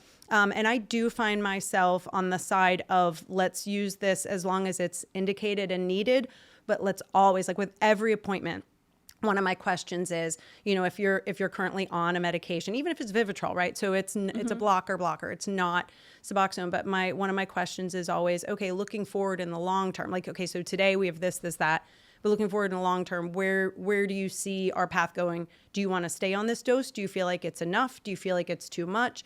Do you feel like in a year from now you have the goal of wanting to be off of it? Because if you do, it might take that long.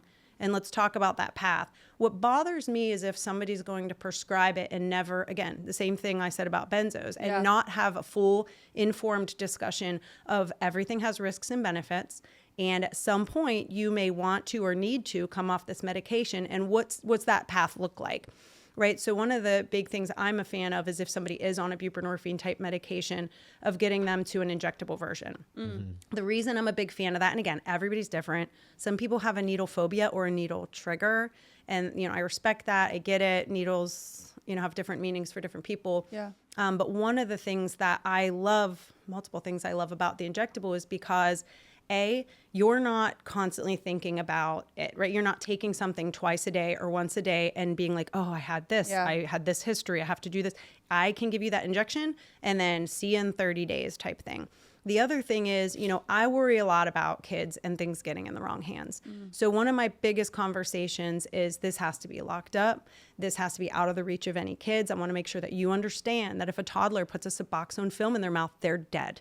You cannot have this laying around. You have to treat this like a loaded gun because it could kill somebody. So I have that conversation. I have a little checkbox in my note every time that I talk about keeping it locked up and out of the reach of anybody else. The other thing is if it's ever diverted, we're done. You sell it, you give it. I don't care if it's your husband. Like you're not swapping controlled substances, because I can't care more about this than you do. And my license is on the line. DEA could walk in any day and check out this whole place. And if there's one thing that you're doing wrong and I'm continuing to give it, that's on me now.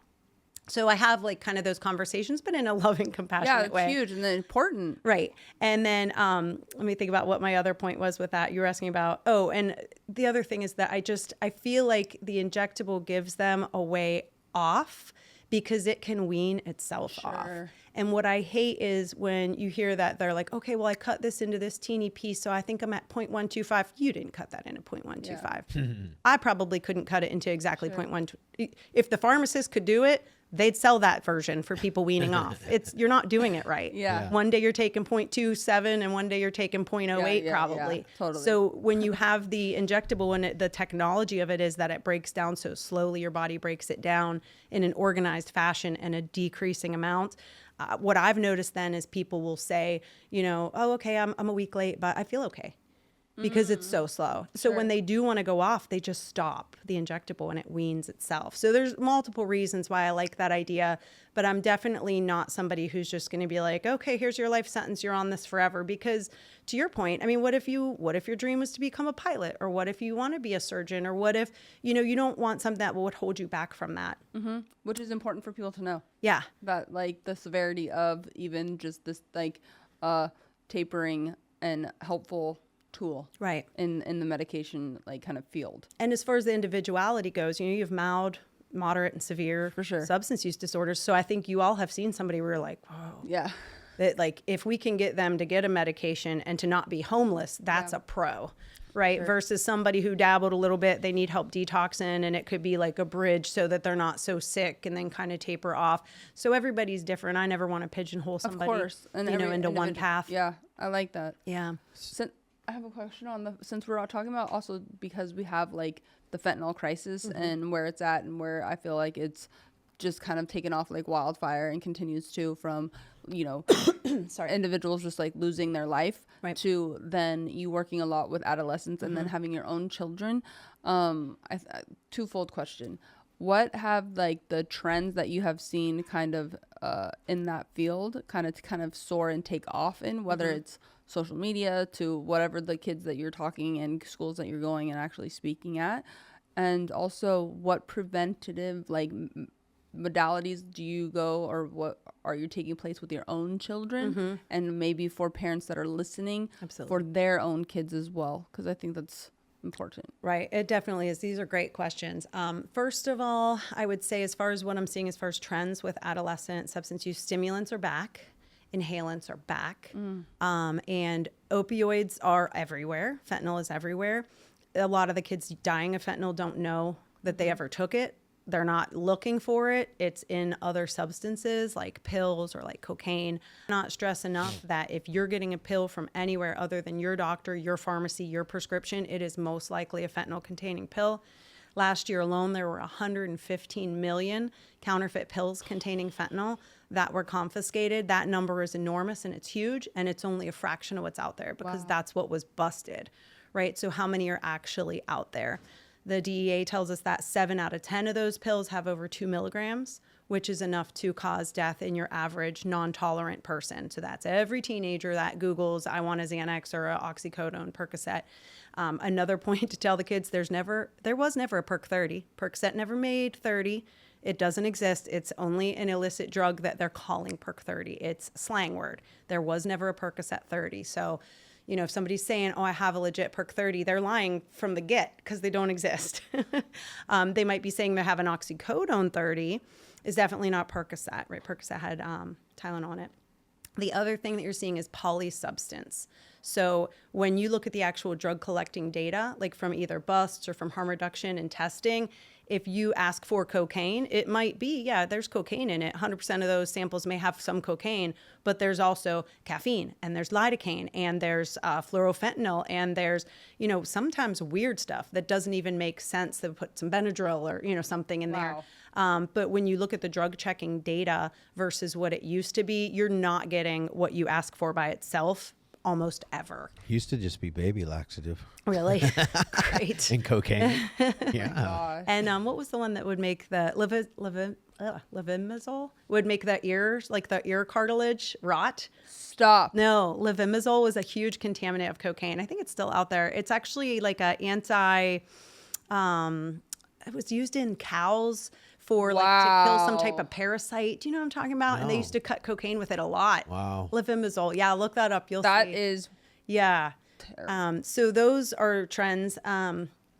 As far as kids too, like I said, the inhalants, galaxy gas is a big problem. The nitrous is back. Kids are getting it at vape shops. There's a very low barrier to How is buy that these legal things. to sell at a vape shop? So again, it's almost like how they had bath salts and they would say not for human consumption. Sure. So Okay. if you're buying it like, Yep. well, I'm not going to consume this, but they do. So that's how they're selling it. They're selling it like as if all of a sudden all these kids are going to make lemon meringue pies. Yeah. And they are not. Yeah, you yeah, know yeah, they're yeah. not. And I know they're not. And there have been some isolated cases of, you know, serious injuries or deaths and those type of things. So those trends I'm seeing, and definitely it's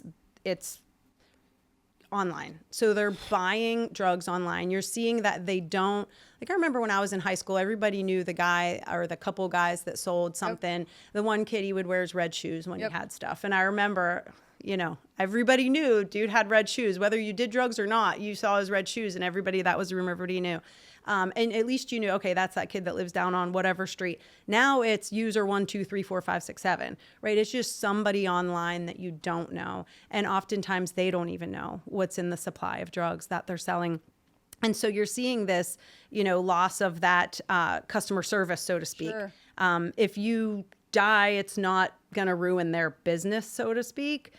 So polypharmacy, online purchasing, encrypted messaging so that, you know, mom could pull up your Snapchat and look and it's gone. That message is gone.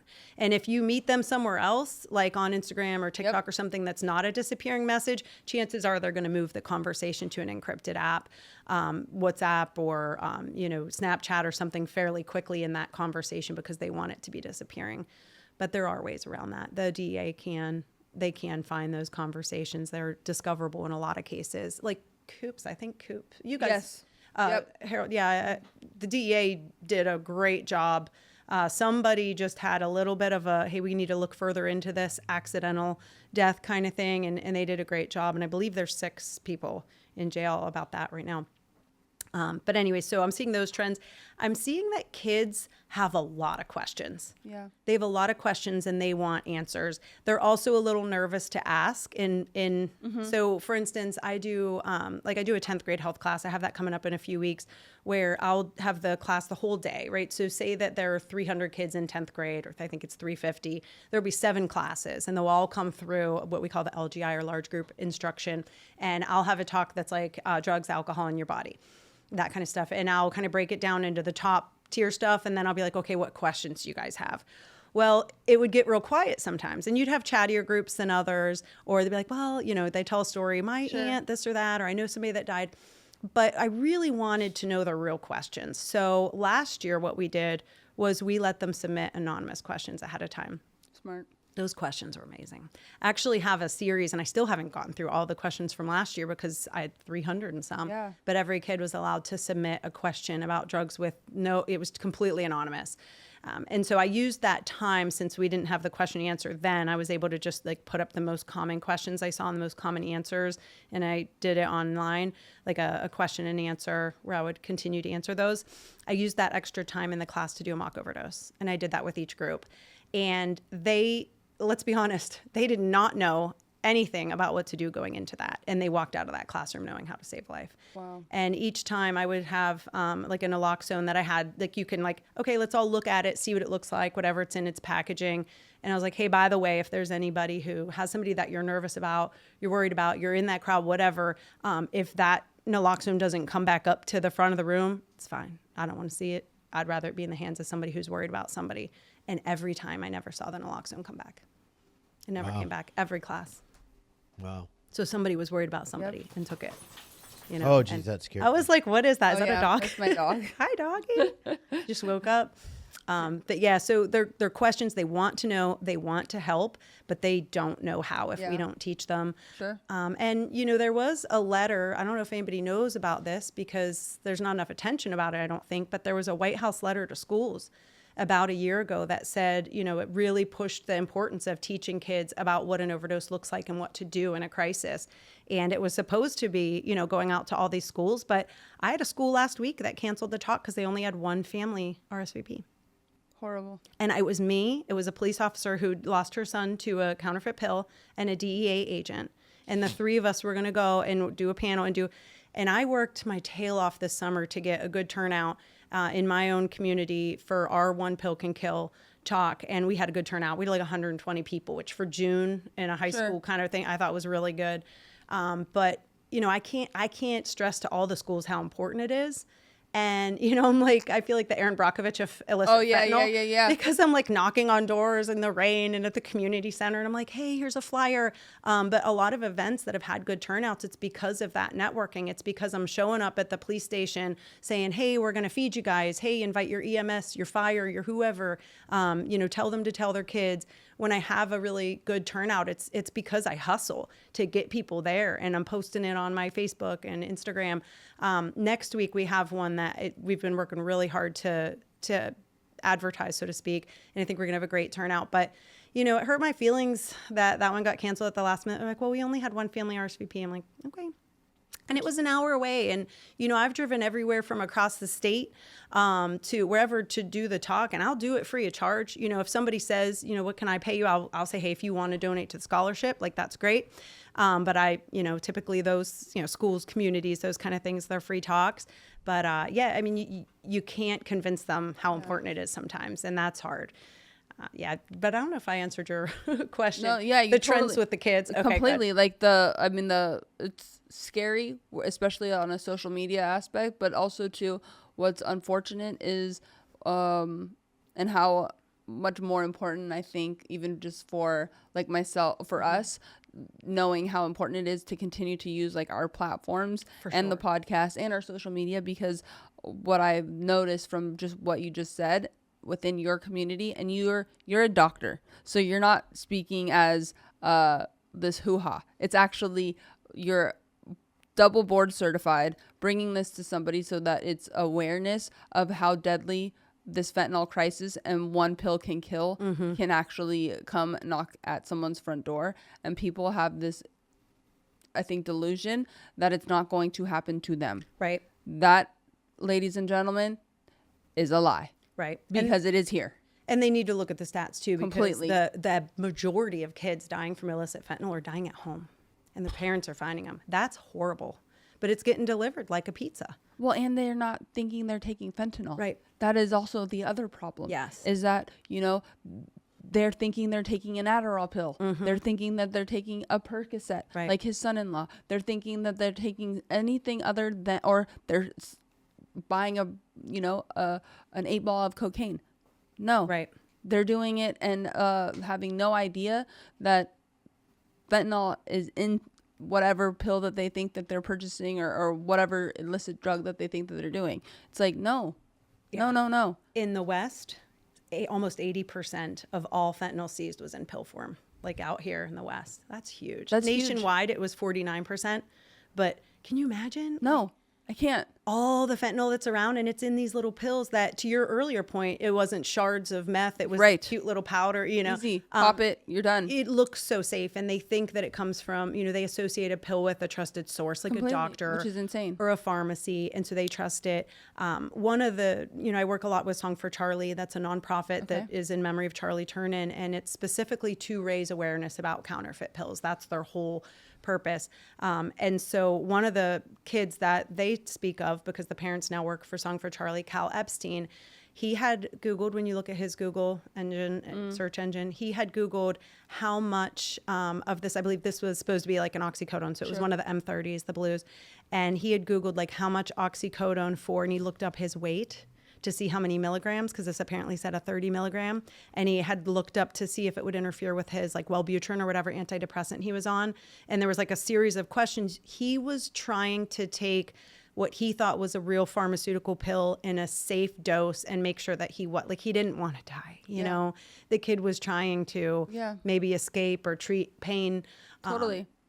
And it's so common that that's what's happening. So my biggest thing is just making sure the message gets out to kids. Again, when I started doing talks with kids, it was, I'll do a presentation on everything from vaping to alcohol safety, moderation of alcohol, college campuses, that kind of stuff. I have a deal with Penn State that we're doing right now that's all about that. And it's in memory of a kid that was, it was a hazing thing, and he died from alcohol poisoning, but it was also, he'd fallen down steps. And it was like a hazing at a fraternity, and nobody called for help. And it's a horrible story, but if you want to look it up, Tim Piazza's parents are doing amazing things in his memory. But I'll do different talks about different substances. But as soon as you hear about these pills, you can't not talk about it. Yeah. I'm like up on the mountain with a megaphone going, hey, everyone, one pill can kill. Yeah. So it's funny, though, you had mentioned about what I'm doing with my own kids and those sorts of things. Well, part of going into the schools and starting to talk to kids was that you get a line at the end of the class with like, hey, I want to be a doctor. Hey, how many years of school is that? Hey, is it really hard? Like, the tests are pretty hard. But so I've met over the years a few, I think at this point I have about 15 kids in like a peer network thing where they can kind of reach out to each other through different stages of training. And the one girl, Abby, that I met when she was 17, it was my first year of talking to the school. And she and I have just become really close. She's going to graduate from medical school in the spring. And she had asked me if I would like hood her like at her ceremony. So I should be going for that in the spring. But she's the one, I have to give her credit, because she had said to me, the auditorium talks, it's great, but like you got kids with a TikTok generation, like 7 seconds, 15 seconds, 30 seconds kind of thing. And she was like, you got to do TikTok and social media. And I thought, no way, man. Like, I'm old. They're doing Tide Pods. And, vandalizing bathrooms. That's not where I belong. But she really pushed, and she was like, I'm serious. She's like, you could do it. Like you could do what you do up in class, but just do little segments and make series and this and that. She actually was like with me, sitting with me, and showed me the app and showed me how to make a video. My first video I made with her. And she's just was super helpful about it. And really that's how, it all kind of started, because then that's how I met Song for Charlie, and then how I met Song for Charlie is, that's how I met Coop's dad, and Coop's dad brought me to you guys. So, it's all networking, and it's all just spreading that message and hoping that somebody hears it and shares it, because if it saves one kid and one family, then it's worth knocking on all those doors in the rain. For sure. I would have never met so many people that I have met if it wasn't for this podcast and for social media. I never intended to. I had relapsed as an owner of a treatment center, and I didn't want to be on social media anymore. So all my stuff was private. Wow. Yeah. And then Justin died, and God was like, "I'm going to use you. I'm gonna use your voice." And it's been kind of cool because we didn't know each other. Mm-hmm. I wouldn't have known You were a guest, right? Yeah. Mm-hmm. I wouldn't have known a WWE superstar that had done 6 seasons on Total Divas. My kids do think you're pretty awesome. That's awesome. And I wouldn't have. I wouldn't have known Emily. And thank God for Emily though, because she's like, because we're old. Yeah, I'm old. I'm way old. Like. Young Emily keeps us young. Yeah. I'm at that age where, old people think I'm young and young people think I'm old. So I'm kind of like in the middle, but I'm in my 40s, so. Yeah. I hit my 50s, so. And that's one of the big things is, I tell Abby and I tell the other mentees that I mentor that, I need somebody to pass this torch down to, because at some point the kids aren't going to want to hear it from me. They need to hear it from each other. And what we really need is peer to peer. And so kind of back to your earlier question, but Song for Charlie has started a peer to peer where if you go online and you say, I want to have an awareness event at my school, they will literally mail you free swag. They'll give you the bracelets, they'll give you the things for your table, the pamphlets, all the information, so that you could have either a table or you could have like in the auditorium, a presentation. We need kids talking to kids. And I've been speaking recently. I hope to do like a TikTok live with the sister of this girl named Mia, who, I don't know if you heard the story, but she was at Dunwoody High School in Georgia. And she had taken a pill that she bought from somebody during, like either right before or during class on a restroom break or something. Later head down to sleep in class, and everybody just thought she's sleeping through class. Teacher knew she wasn't feeling good, let her sleep. And you have a room full of 15-year-olds in class, and when the bell rings and class is over, they can't wake her up, and she's actively overdosing.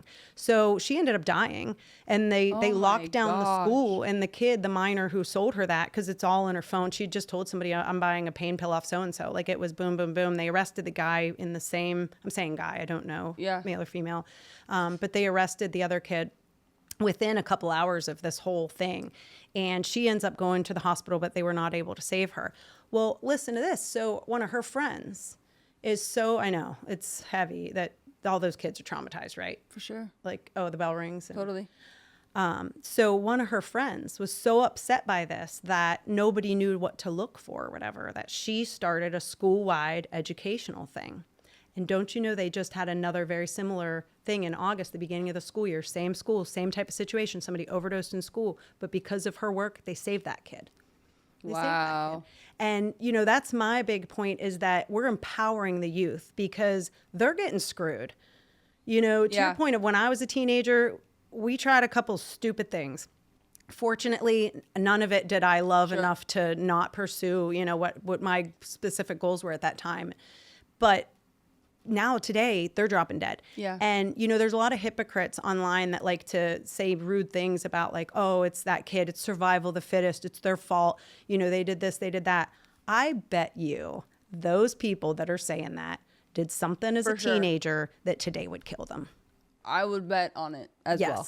Yeah. For sure. Yes. Because everybody goes through some type of stage. I have not met in my life, not one person that hasn't done something silly or recreational between the ages of like high school and college. Right. Not one. Yeah. I have. My mom. Yeah. My mom surely has Shout never out to Chad's mom. done anything. Never had a sip of alcohol? No. Not one? Ever? Like not till she was like 24. Good for her. Yeah. Never smoked a cigarette. Never. I to hear do that anything. from some people who are like children of alcoholics that will say Sure. like, I'll never touch it because it caused so much, you know. So for me, it was more a matter of, you know, I could say I'm a zero, you know, I could decide that. And maybe as I get older, you know, maybe I would decide that. But if I have a glass of champagne or a glass of wine or something, for me, it's more a matter of I always, even when I was a teenager, I wanted to keep in control. For sure. I didn't want to give up my sense of like the CEO of my brain. Which is super important and super empowering. And I take back what I just said, because I know for a fact Deion Sanders has not had a sip of alcohol or done one drug in his life because he comes from a addiction and like alcoholic home. Okay. So I do take that back. And actually I had another friend that never did the same because there's of not that many. back. There's not many. I can count on my hand. But like the vast majority, and trust me, those people that haven't done a drink or a drug, they understand the disease because that's the reason why they haven't picked up a drink or a drug. You respect and the they're not a power of troll the substance. online trying to negate somebody that is doing good. I remember being in high school, and even sometimes the good girl showed up at the party and had like a drink. yeah. Not often sip did or they show. something. Yeah, it Sure. wasn't often, but they did. Yeah. You know, my friends were the guys always trying to get the good girls Yeah, of course. because they were Because scumbags. they really were, man. Nowadays, it's like, you know, it's the equivalent of, say, you thought you were having a beer, but somebody put Correct. cyanide in it. I mean, Correct. it's the poisoning. You're literally Yeah. being poisoned. Somebody's It's poisoning. deceiving you and telling you that they're selling you one thing. Correct. And they're giving you another.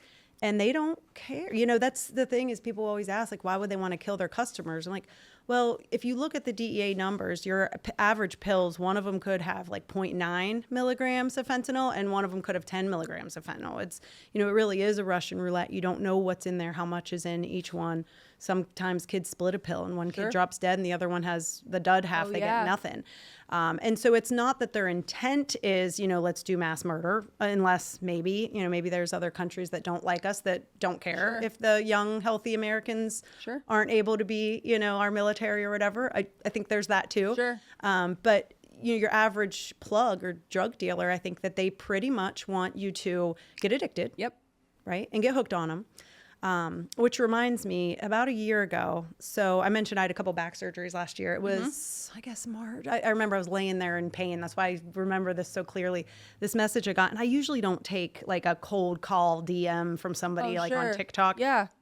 But this girl was saying, I'm hooked on blues. Like, what can I do? And they call it. So again, I'm always telling kids, it's like, not everybody who takes these pills dies, right? These are like a modern day stand bag. A lot of people take them and know they take them. Yeah. I have patients that'll say I'm on 3 or 4 blues a day, or, you know, I taper down to this or that. And so this particular girl sent me a message saying that she was, and I hope she is going to listen to this, so shout out to you, girl. But she'd sent me this message saying that she was hooked on blues and asking like if I could help her. And, you know, I get kind of these messages I say, like, just so you know, like, this is not medical advice. I am not, I'm not on social media as your doctor. Totally. You know, this is educational only. There's no way I could be, you know, my lawyer would not let me do that. Exactly. And so I can give you educational answers to your questions, but here's some phone numbers in general, like where are you located? And I actually did go on this like Dr. Facebook addiction doctor group and ask like, hey, in this city, is there anybody that could help out?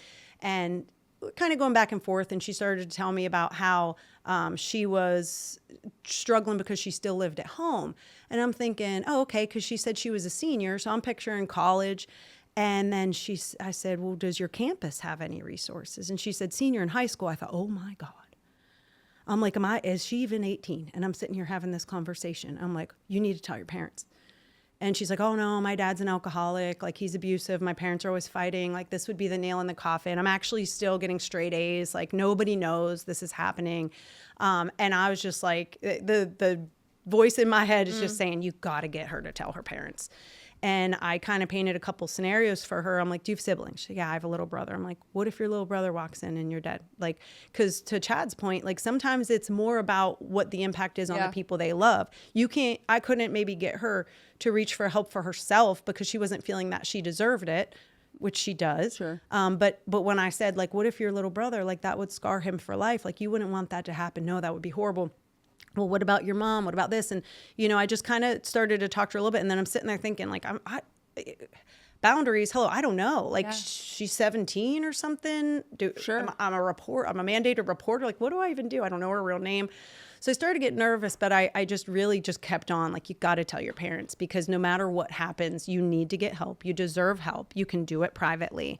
And she did. She ended up telling her parents. And she did say to me in one of the messages, she said, just so you know, she said, if I don't answer, like, don't think I'm dead. I'm sure my parents are going to take my phone away from me, but I'm going to tell my mom. And she did. And she went to rehab, and she just celebrated a year this summer. Oh my gosh. Yeah, super proud of her. That's and incredible. one of these days she wants to But look share at her you. story, but she's like not ready. Look at you. know. You said that one of your goals and everything that you're doing is to save at least one person. And there's one. There's right? one Yeah. with a year of sobriety. Yeah. Yeah. Like, she's so sweet. that's I'm so proud of her. incredible. Yeah, and she's in college. I mean, she was able Wow. to pick right back up. She needed time, and she did take Suboxone for a while, and then she was able to do like a taper off type thing. Incredible. And she had such a short period. Again, Sure. every case is individual, but she had a short period of use. I think it was like 4 to 6 months that she was really heavy into it. But she had told me about one time where she had woken up at some point, like had lost serious time, wasn't sure what happened. I'm like, you probably had a little overdose. For sure. And thank God that you were breathing through it, at least enough to wake up, so Yeah, That's incredible. that meant a lot to me. I Huge. think about her all the time. I check in with her and I'll be like, how are you? And her response is always Well, clean not and only that, serene. I like that. Clean and serene. I like that. But play the tape the other way. What if you didn't create your social media platform from that girl that was an adolescent in your peer networking group that told you, hey, you got to get on TikTok. You got to get on this platform, or you got to have a social media to spread this awareness. What if you did not do that? Yeah. That girl wouldn't have known how to reach out to somebody or whatever that may be. Everything, there's no coincidences. Like, It should be just you're one more another number, right? Right. Behind So, every number, there's totally. a name, there's a family, there's a face. Completely. there's- The ripple effect is astronomical. So it's like, you're a warrior you're a little soldier out there too. Thanks. Trying to make your imprint and spread the knowledge that you have, because you did go to school for a very long time and it is very difficult to become a doctor. So you put in that time earlier on in your earlier years to then transition, and you're carrying your friend's name and her family, because you're bringing great honor to their entire family from what you're doing. Thank you. I wish I could have saved her. I wish I knew then what I know now. And I wish I would have been able to reach out and say, certain things, or, even just be more supportive during that time. But I was off in my own world. She was off in her own world. And I just try to pay that forward. But you know what? That's where I feel sad and like to parents and to spouses and to best friends, because it's not on you. It really isn't. True. Because even if you were there, and even if you did have this knowledge, who's to say that she would have, sometimes it goes in one ear and out the other.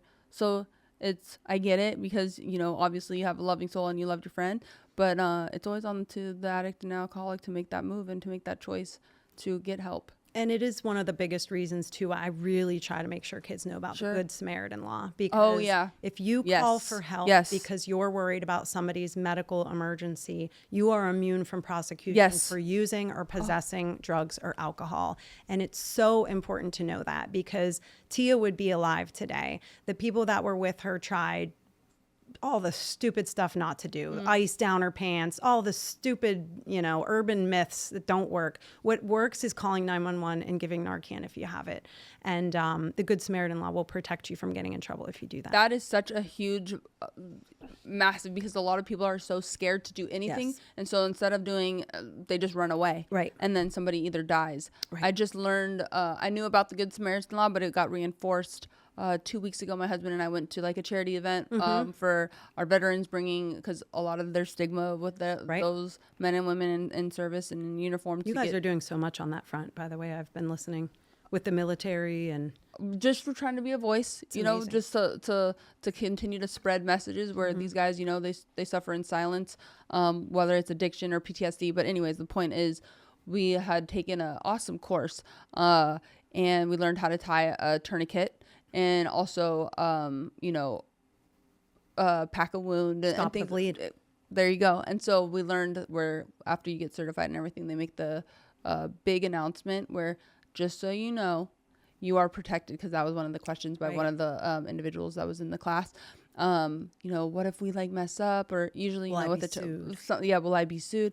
And then they said the exact same thing that you had just said, where the biggest, Yeah, they can't sue you either. Right.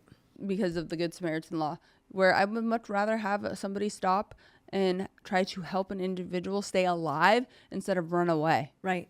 And the thing with kids is, if they're all at some birthday party with cake and Totally. punch, everybody wants to be the hero. But once you start saying, okay, I'm doing things I'm not supposed to be doing, my parents are out of town, there's some drugs involved, then they get scared and they run. But do Right. not. I love that.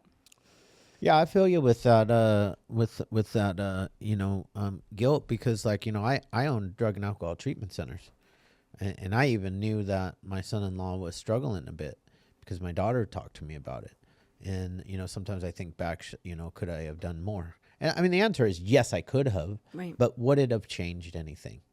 Probably not, because I also am a believer that man, when God calls you home, there's nothing that I can do to get into the way of that. True. Nothing I could do.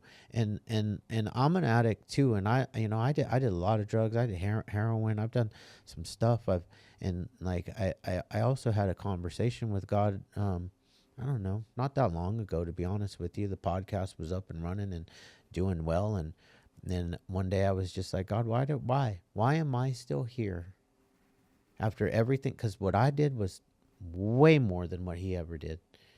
Why am I still here? And you took him. Mm-hmm. And he actually answered me. And it's pretty hard for me to say, but he said, because I knew if I took him, because he hurt my little girl so much, that I wouldn't stop. Mm-hmm. That it would turn on a switch inside of me, and a fire burning inside of me, that I wouldn't stop. That would wind you up until everybody knows, until everybody's heard my voice, until the stigma is broken with mental health and addiction. Right. Till fentanyl is illicit. I want to be clear. Illicit fentanyl is eradicated. And not people. It's still crazy to me that people don't know that help is available in 2024. Yeah. I was given an opportunity for help in 1996 for the very first time in my life. So how are we at 2024 and addicts out there don't know that there's help? It's because the stigma. Right. Mm-hmm. We're not talking about it. And for 20 plus years of my life and years of Natalie's life, we did our recovery in silence. Yeah. Even though she came out with her problem in Total Divas years and years and years ago, it's not like she was advocating for addiction and and being on the front line.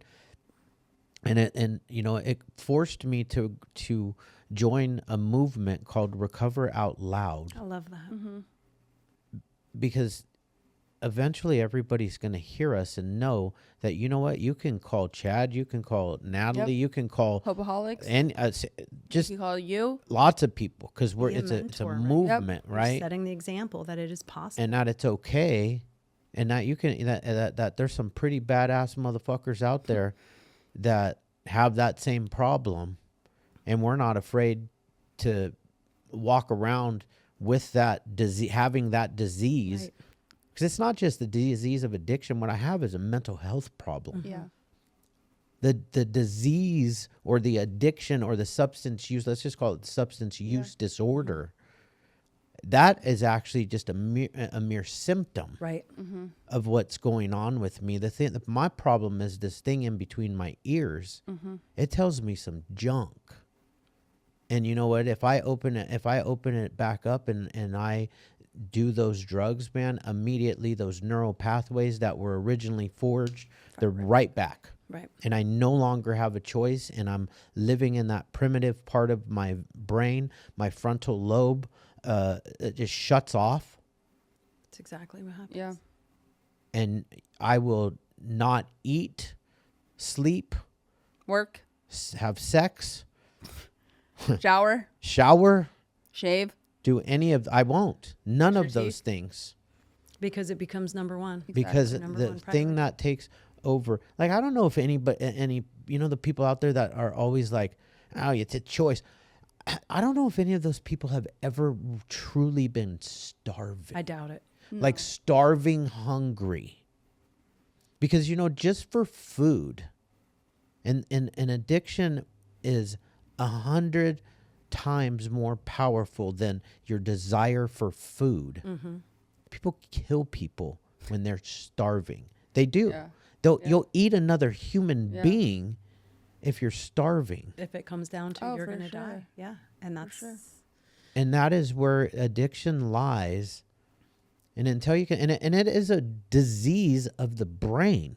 And that's why it's so important to have individuals like yourself. We had another doctor come on last week as well, where you guys are taking a stand in the medical field by getting double board certified, where you were already like, you know, you had your careers, you had your life, you were doing well. There was so there's nothing no real stopping need me from just continuing on. Yeah. So it's like, and then you decided, you know, obviously through a tragedy, unfortunately, but it's important because it is a disease and it is huge for the medical field and individuals that are certified in and have that, you know, because it is important for other individuals that are not addicts or don't have somebody close to them that understands the disease, to hear someone like yourself talk A medical about how professional. yes, Yeah. right. And We're Talk about supposed it to that way. trust our doctors, Right. you know, and finally, I kind of feel like finally culture shifting. It Yeah, is. And it because is. you know what, in 1990 or in the 90s, a psychiatrist, you know what they were called?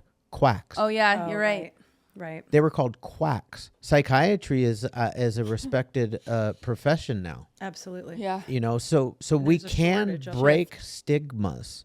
We just, you know, Alcoholics Anonymous, we've been anonymous for so long because we didn't want the stigma attached to Alcoholics Anonymous that it doesn't work. Right. That's why we didn't come out, because relapse is it happens to addicts and alcoholics. It's part of it. And you know, Dr. Bob and Bill, they didn't want people to go out in the press and be like, hey, I'm a member of Alcoholics Anonymous, and then they, you know, and they get really successful, and then bam, they relapse. Well, then society looks at Alcoholics Anonymous as, see, I told you that program didn't work.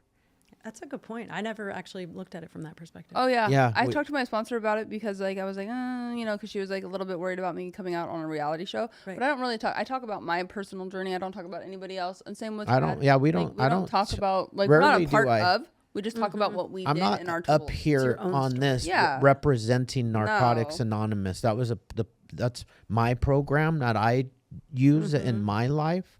But I when I get on the Hopeaholics, I'm not representing Narcotics Anonymous. I'm representing Chad that. Carlson Yes. in the Recover Out Loud movement. And we always say it works if you work it. It's the actionable steps that are required to maintain your sobriety and your peace of mind, or else that's what usually happens is the relapse or the you know, the obsessive and the crazy kind of like thoughts kind of take over. So it's very, we emphasize, or try to at least, is that it's a daily reprieve, and requires each individual to do some form, because we are the same. Each individual is different, and their sobriety journey is going to be very, very different than, you know, no one size fits all type of program, but it does require constant effort and work. Right. So It does, and you know, to the point of like medicine. Oh, sure. And Alcoholics Anonymous and Narcotics Anonymous. Some people, some members have a stigma attached to that, but that's a member problem, not an institution problem, because AA has no opinions on outside issues. So we have no opinion on politics. I have an opinion on politics as a member, but Alcoholics Anonymous doesn't. Right. We actually suggest in Alcoholics Anonymous, if you need outside help, go see a medical professional. Right.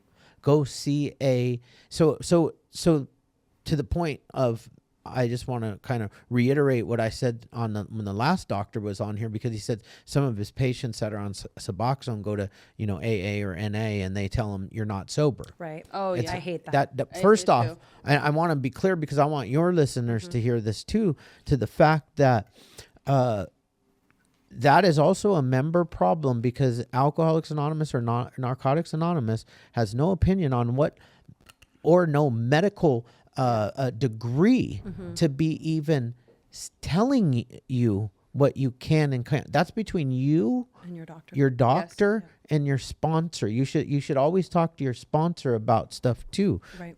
Because your sponsor, and if your sponsor's like, no, you shouldn't do medications, fire that sponsor and get a different one. Right. Because everybody's different. everybody is different, and it's a decision that you need to make, but you need to have all the information available before you make that Absolutely. decision. Yeah. And I'll get, they'll say, oh, there's a new patient. Like, well, do you think you're going to start them on something? And I'm like, I don't know.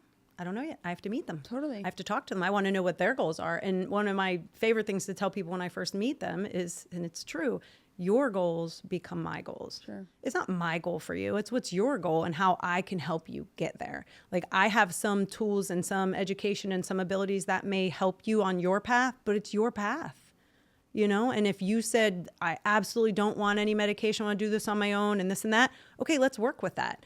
But keep in mind that if that changes, it's not a failure. Yeah. It's just something that we tried that maybe was ruled out as the path, and we're going to go this way. And it's okay. And if you do say, okay, I'm going to wean off the medication, and then you're like, oh my gosh, I'm having all these cravings, I'm going to either go use or get back on it, and you come back to get back on it, don't be ashamed. At all. There's no reason to be ashamed of that. If you need the medication, and I always tell people when they wean off, like, this is great, this is what you wanted, and we're doing this, but there's no shame in you coming back on that door. In fact, I'll be happy to see you one way or the other, whether you're just popping in to say, hey, guess what, I got a job, or I got my kids back, or I have a patient who just got his license back for the first time in a long time. We're like, woohoo. Yeah. I want to celebrate those milestones with you. And if at some point you need medication again, that there's no shame in that. Yeah. If you were a diabetic and you were doing so well on your insulin pump, I'm not going to be like, well, let's rip out that insulin pump and see how you do. Let's treat it like the medical condition that it is. And your point about stigma is huge because, I always tell people that stigma kills, and people are like, oh, well, how? Well, this is how it kills. It kills because those kids sitting in that 10th grade class, if they think that stigma, or if they think that addiction only happens to somebody who's homeless or a loser or making bad choices all the time or this or that, then they think it can't happen to them. Correct. And once they put themselves out of that realm of possibilities, this could not happen to me, it's actually probably more likely to happen to them. Right.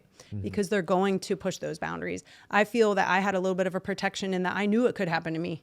Right. I was living with it. I knew that something could become beyond my control. Yeah. And I didn't want that. And about the 12 steps, I actually did a program with a therapist that I did the 12 steps for children of addiction. So it's very interesting because you do all 12 steps, but it's a little bit of a different flavor because it's for the child, the adult child of the alcoholic, they call it. But it was amazing. It was a transformative experience. Yeah. And, I have great respect for the 12 steps and all of the facets that it covers because it covers a lot of facets on that stone. We always say, even normies, like I totally think like normal people that don't have an addiction or alcohol problem, you would benefit off the 12 steps. Right. It's an amazing, It's not some crazy cult or amazing. Anything. Great It's like, toolbox. and to be honest with you, like I don't really go to meetings. The meeting that I go to is our one that we have, but sometimes there's nothing wrong with going to meeting. The last thing on meetings though, I do want to be clear with like individuals, addicts, alcoholics.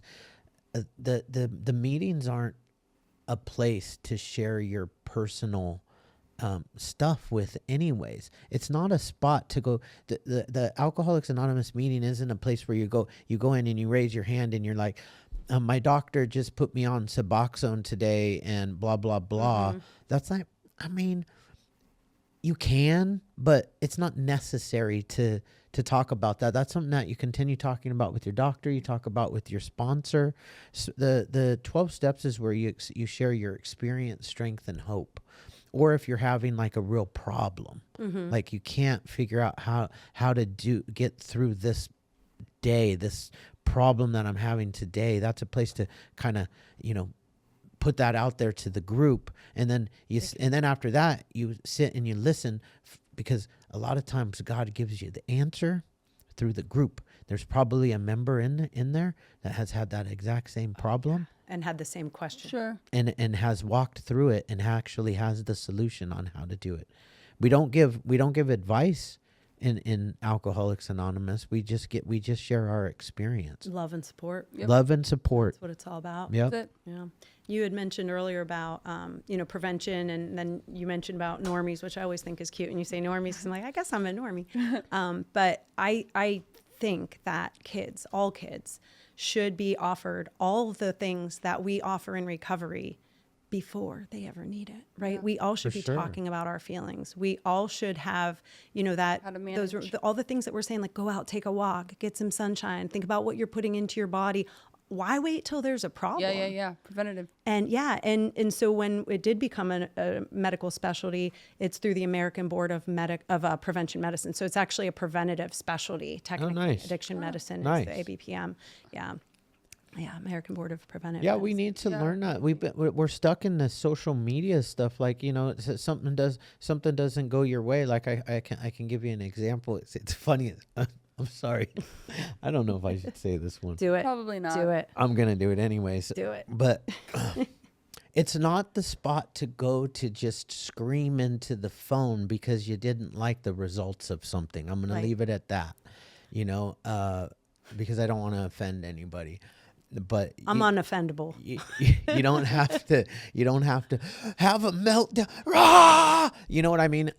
Maybe Go on a run. maybe go for a walk. Yeah.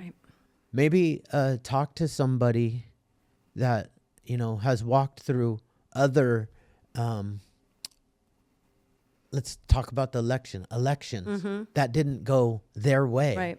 and Or did the world end? Right. Did the lies that the media says, did that really happen? Because, I can tell you back in, 2000 and whatever, when Obama first, we thought he was the Antichrist. Oh, I remember all those kind of conspiracy. Yeah. And we thought that this was it. This was the end. There's always But guess fear-mongering. what, guys? Always. Guess what? It's 2024. America still exists. We still have elections.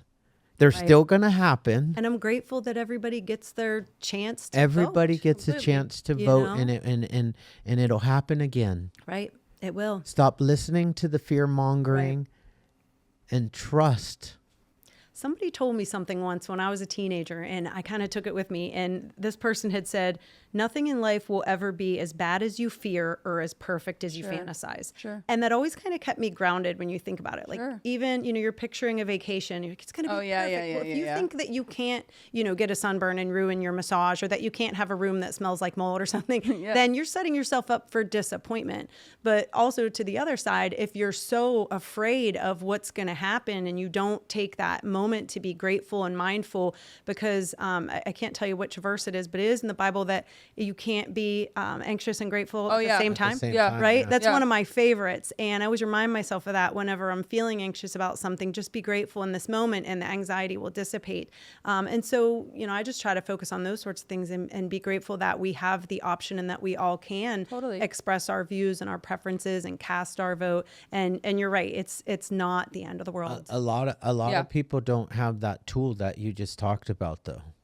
They don't have the tool. We're living in a society of where people are so anxious, walking on eggshells constantly. America and then is wound up. it is wound up. Yeah, it's time to unwind a bit. I think so. And it would be, I always say it's a hard time to be a teen. Like imagine Oh, now, for Couldn't even- sure. I- 15, Couldn't. 16, 17, 18. Social media, forget about it. I'd have probably my nudes No. would have been all Oh over my the. God. They would have. I'm just being honest. I would have done something stupid. I would have done pretty sure. something stupid. Yeah, I think for sure.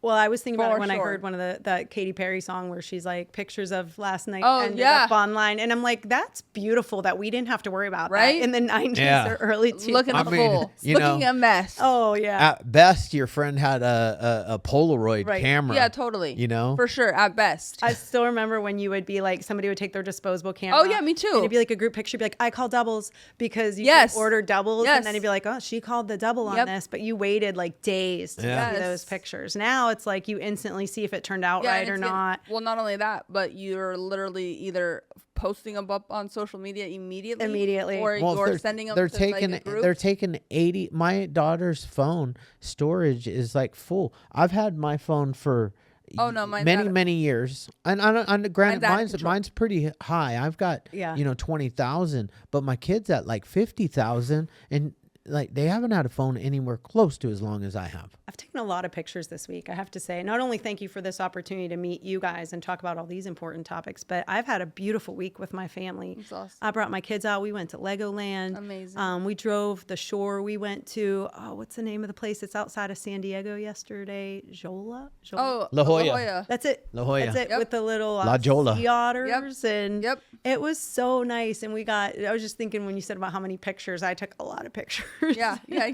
Like every time we passed, like, course. the break. And my husband thought it was so funny, those nuclear power plants that look like Oh, breasts. yes. Is that like Yep, a very it's on common? Austin Powers. Yeah, it was on Naked Gun too, wasn't okay. it? Yeah, And just, I think so. Everything Yeah. reminds me of Jane. I Yep. miss her. Yeah. Yeah. My boys are like, I'm like, don't mind your dad. He's talking about boobs. Oh, totally. I can't help but think of it every time I drive that way too. I'm like, oh, They're the not. boobs. They're not working anymore. Oh, really? Yeah, They're they not shut 'em actually down. functional. They're It's cool old? to see them. Huh? They're old. Yeah, but they can't like. Thank you.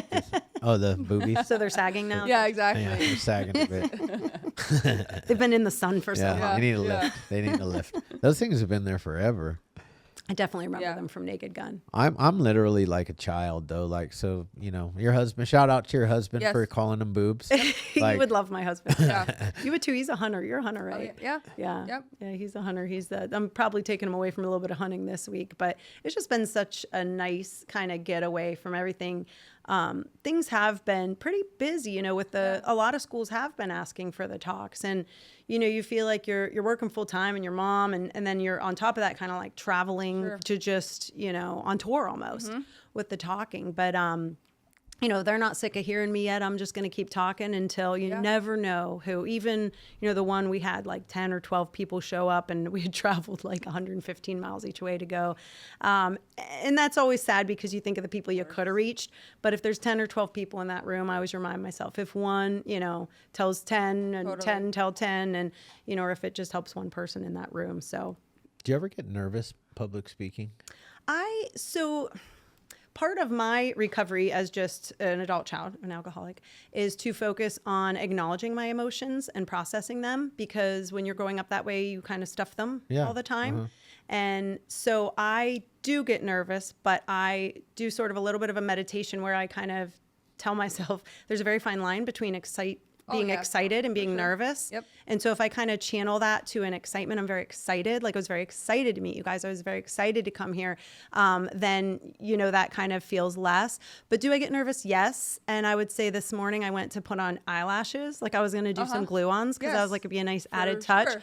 And I was like this, and my fingers were shaking. I'm like, apparently I'm nervous. I didn't even realize I was. Yeah. But they're like the glue, and I'm Yeah, shaking. yeah, I was like, yeah. you know what? Forget it. I'm not doing eyelashes. I Yeah. just did an extra coat of mascara. you So go. yeah, I do, but I try to be very aware of that feeling and process it in a way that helps me attain the goal versus, feigning or something. Totally. else.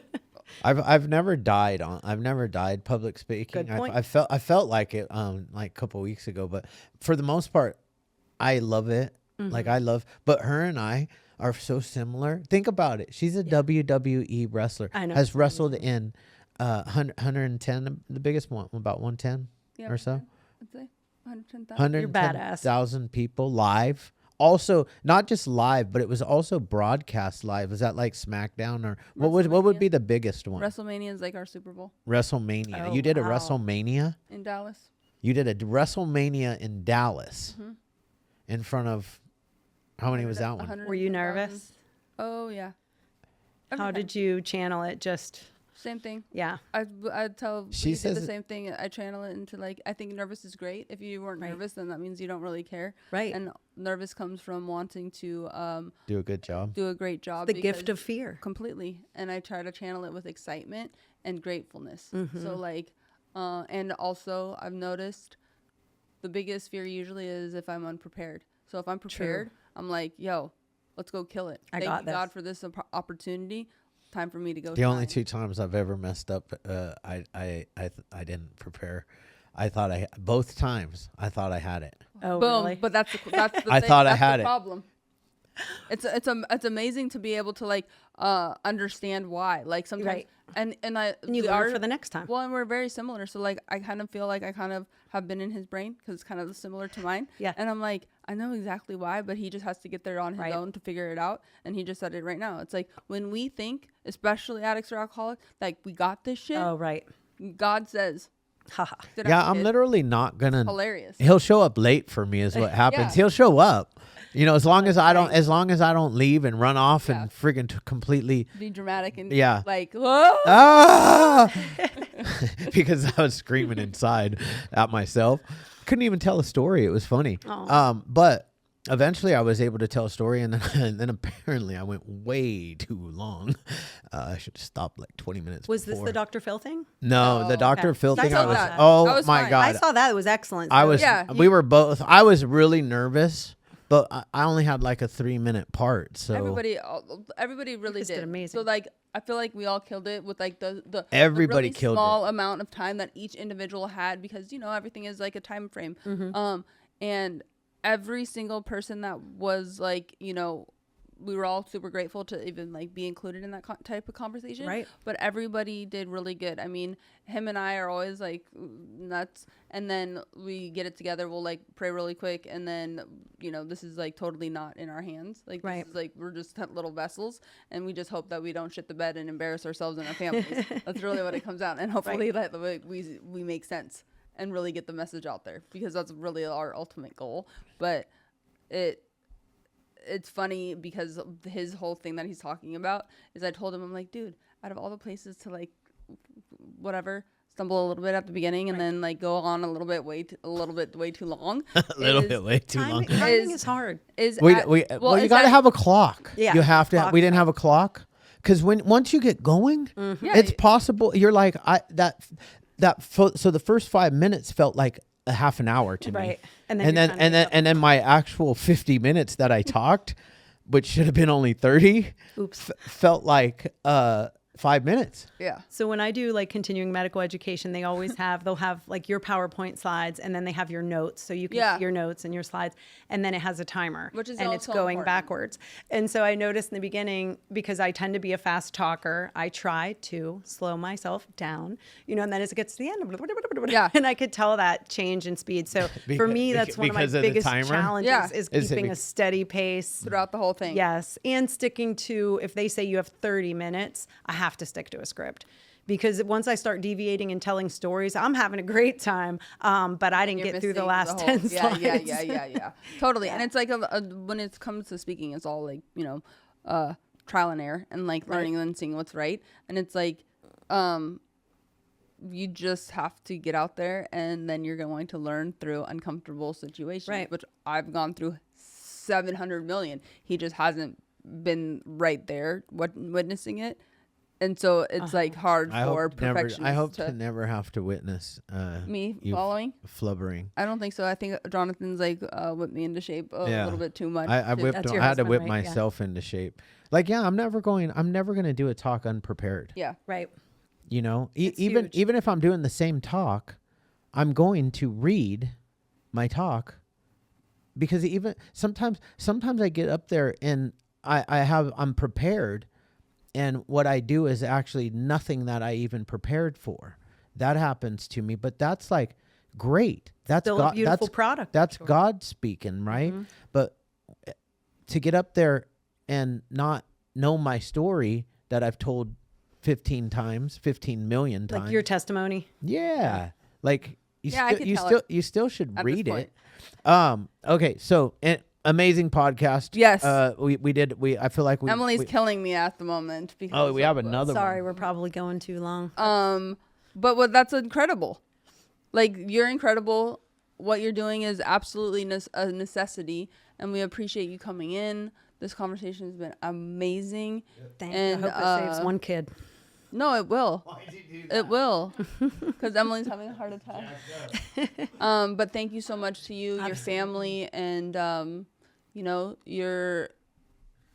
the memory of your friend continues through you.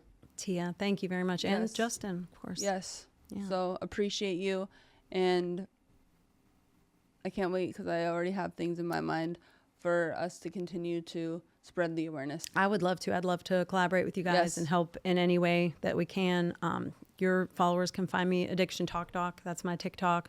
I have the same name on Instagram. It's much Perfect. smaller. It started as like a personal Instagram that I just was cross posting. But Yeah. trying to spend a little more time on the Instagram now because who knows with TikTok Totally. what's going. But Yeah. but thank you so much. Yeah. Thank So you. honored to be here. Yes.